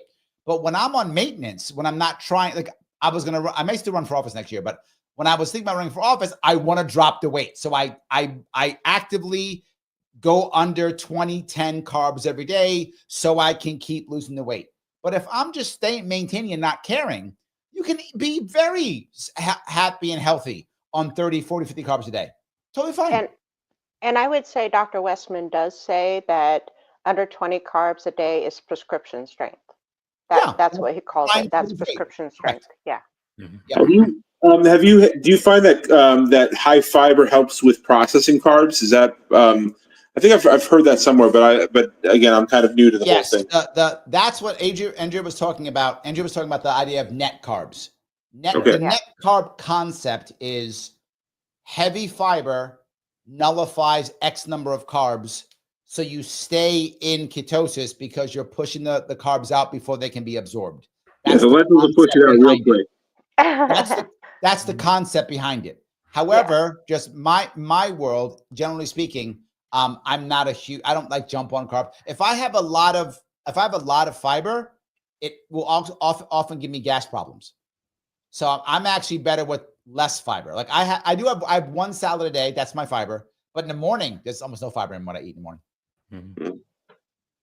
And I find it just to be too complicated to do the net carb. Mm-hmm. I just don't, because what you're supposed to do is take the total carbohydrates and then subtract the amount of fiber that's in Yep. the product, and then that will get you the net carbs. I'm like, Yep. I don't have time for that. Well, Well, if go back to what Juan said, right? If you're someone who enjoys that kind of thing, I could see somebody really loving it, like making. You could make a bunch of recipes that would mix the carb and the fiber because you enjoy that. I know people who would love that, right? I'm with you, Andrea. I don't want to do that, Yeah. but I do know people who would love that. Larry, there's one thing I also want to add too. Some people who have tried the Atkins or the keto, sometimes it's rough on their system, and fiber would help them digest the food, because sometimes that is an issue. It was a little bit of an issue with me when I initially did Atkins. Now I don't really force myself to have fiber that much, but for me it was a little difficult just being pure meat. That's why I don't think I could ever be a carnivore. But for some people, the keto is sort of hard on their system. Yep. Fiber will help. They call that the keto flu. That's what they call it. It's not flu, obviously, but they call it keto flu. It's that feeling when you first get on keto. Two things often happen when someone first gets into keto. One is they have withdrawal symptoms from not having carbs and sugar. They literally get withdrawal. Yep. Right, that's one piece. They'll not be able to sleep well. They'll be stressed. They'll have problems like that. That's one part. And the second thing is they may have gut problems too. You're right. And in that case, fiber does help to get rid of keto flu. You're totally correct. I don't go into keto flu anymore. That's why I don't care. But if you go into keto flu, I agree with you completely, Juan. Throw some extra fiber in there. It'll help it out 100%. Yep. Well, and make sure 100%. you're getting enough electrolytes, because you think about all the minerals in our processed food, and we're cutting that out. And so you need to make sure that you're getting enough electrolytes, salt, magnesium, potassium. So even my water has electrolytes. There you go. There you go. Yes. So Peace, thank you for the $5. He says, so much love in this group. This will grow. That's exciting. Aww. Nice. Thank you, Peace. Yes. Sassy says, Larry, thank you. Oh, okay. My situation is very complicated. I eat very clean, but my body is so sensitive. It overreacts like Michaela. I've got to stay under 50 carbs. Oh, there we go. Okay, so you have a specific situation where you've got to stay under 50. Okay, get it. All right, yes, I will take care of that. Today after this, I will do that. Straight Ann, by the way, over at Rumble, thank you for the $2. He says, Straight, awesome show, guys. Thank you. Look at that. We have an awesome show today. There we go. I did not realize that. I love that. So there we go. Grace says, I am late to the party. Anyone ever heard of the MIND diet to promote brain health and prevent dementia? I have not heard of that. Anybody heard about that? No, but I did hear that diabetes is now, or that they call that dementia. So type 3 diabetes. Yeah. So. Right. Yeah. And many people are able to keep their diabetes under control by going towards a low carb diet. Many people can do it. Absolutely. I reversed my pre-diabetes. Yeah. Oh, there we go. You weren't there. Yeah. Perfect. Yeah. There we go. Yes. Well, what other people don't realize is the keto diet was first created to help people to not have epileptic seizures. So they know it affects your brain. The keto diet absolutely affects your brain because it's how it feeds your brain. So that's how it, and they know. So that's what it was for. It wasn't made. It was made to, and it worked. People who had epilepsy would go on a keto diet and would stop having seizures. It actually worked. But then they started losing weight. They're like, oh, that's, by the way, how Cialis and all those, those weren't medications. Those were heart medications. And they found out that it helped the boys get excited. They found that out too. So it got the blood flowing, it became the blue pill, but it wasn't. It was made for heart. And they said, "Oh, it does that. Forget the heart thing. It makes the boys excited. Priorities. Right. Got it right, Andrea. You got to get it right. That's how it works. So yes, but that's what happened now with the epileptics will often go on keto diet. And they found out you lost weight, and that's how it became that diet. That's where it's from. So yes, as Pinkerbell says, boner pills go burr. It's true. She's not wrong. She's not wrong. So yeah, she's definitely not wrong. I'm in love with Pinkerbell. Yes, there we go. Yes. I did have one I wanted to grab here. The AC says, if you supplement your magnesium, potassium, and sodium when you first go on keto, you won't get the flu. Oh, I didn't know that. Yep. Yeah. Mm-hmm. Yeah. Mm-hmm. Yes. There we go. Okay, so You everyone shouldn't. watching, if you go on keto, do what the AC says. AC's right. So yes, that's good. I love that. That's amazing. Guys, I want to ask one more time. If you enjoyed this show, please click the button known as like. Now I want to ask all of you, anything you want to say as we wrap this up? Do you want to say the last couple things? Tell us something, whatever, as we wrap this up. Phil, anything? Yeah, no, I think the biggest thing is I really hope that we kind of focus on health in all aspects of it. I think it's combination of it's not just a government problem. It is a government problem though. It's a sociological problem. It's a technological problem in terms of that our lives have changed with technology, and it's an individual and a spiritual problem as well.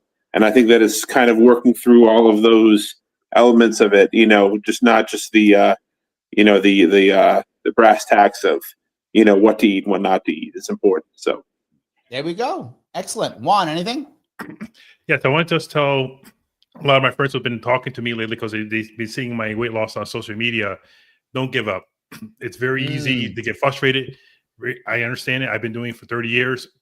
And I even got to that point where I wanted to give up and say, you know what, I'm just a fat guy. Just take it. I'm so happy I didn't give up. Just every little step you do will get you to the goal. I'm hiking. I'm kayaking. My life is totally different now. I'm probably in my best shape that I can since I was 25 or 20 years old, honestly, right now. And just don't give up. Every little step helps. Cut back on the Diet Coke. Cut back, drink a little bit more water. Every little thing. And if you do 10 of these things and 8 of them work for you, you're going to lose weight. And also, don't try to lose it all tomorrow. Just try to lose a couple pounds. Yep. Just do that as the goal. Try to lose 5 pounds in the next month, next two, 3 months. You're going in the right direction, and the next thing you know, that 5 turns into 10, 10 turns into 15, and it just comes off, and it becomes part of your lifestyle. So don't give up. Go. We can do it. Andrea, anything? Well, I'm going to go libertarian here, Larry. Please. Yes. We cannot wait for the government to make this right. What we have to do is take control of our health. We have to take control with our dollars, buy what is healthy for us, do what's right for you, and slowly things will change. We can't wait for them to change. Yep. Absolutely. Yes, yes, and yes. And I will say 2 things if I could. Number 1, whatever works for you, do. It doesn't matter. What works for me is keto. Doesn't mean it's right for you. But whatever is going to work for you, and no matter what you're trying to achieve, whether it's losing weight, stopping smoking, being a better X, being a better Y, whatever the case may be, the number 1 thing you should do is start. Yep. That is the number 1 thing you must do. Start. Definitely. Pick the first thing you have to do, whatever that one thing is, and go do that. Start. It is the hardest thing. Remember, life is 2 things, habits and odds. If you change your habits, you will change your life. If you have good habits, the odds of your success go up. That's how it works. Habits and odds. And last thing I'll ask you, when the stream is over, please put down a comment at the end because I want Mr. Rhythm, you know who he is, Al Gore, Rhythm. I want him to care about me and to move this around. So please do so. Hey, guys, Larry, thank you so much. Go ahead, Andrew. Could you tell everybody that I'll be down in the messages for an hour after this, and if anybody has any questions, feel free to ask. There we go. Jump in right afterwards. Chat with Andrea. She's here. She'll go back and forth. In fact, if you tag her or go into any of her comments, she'll get a notification even if it's tomorrow, so she can come back tomorrow and answer questions. I will answer any questions. Just tag me. There we go. Andrea L. There we go. Easy day. So happy about that. Oh, hold on. We have a doctor in real fast. Hold on. This is way off topic. Doctor in the house. I learned about the dementia prevention diet as a continuing education conference. It's low glycemic, no grains, proteins, green vegetables. You can find it online. There we go. I want to make sure she just popped in. So I want to make sure that we did that. Thank you, doctor. Good doctor. I appreciate that. There we go. All right, guys. Great talking to you all. I will see all of you very soon.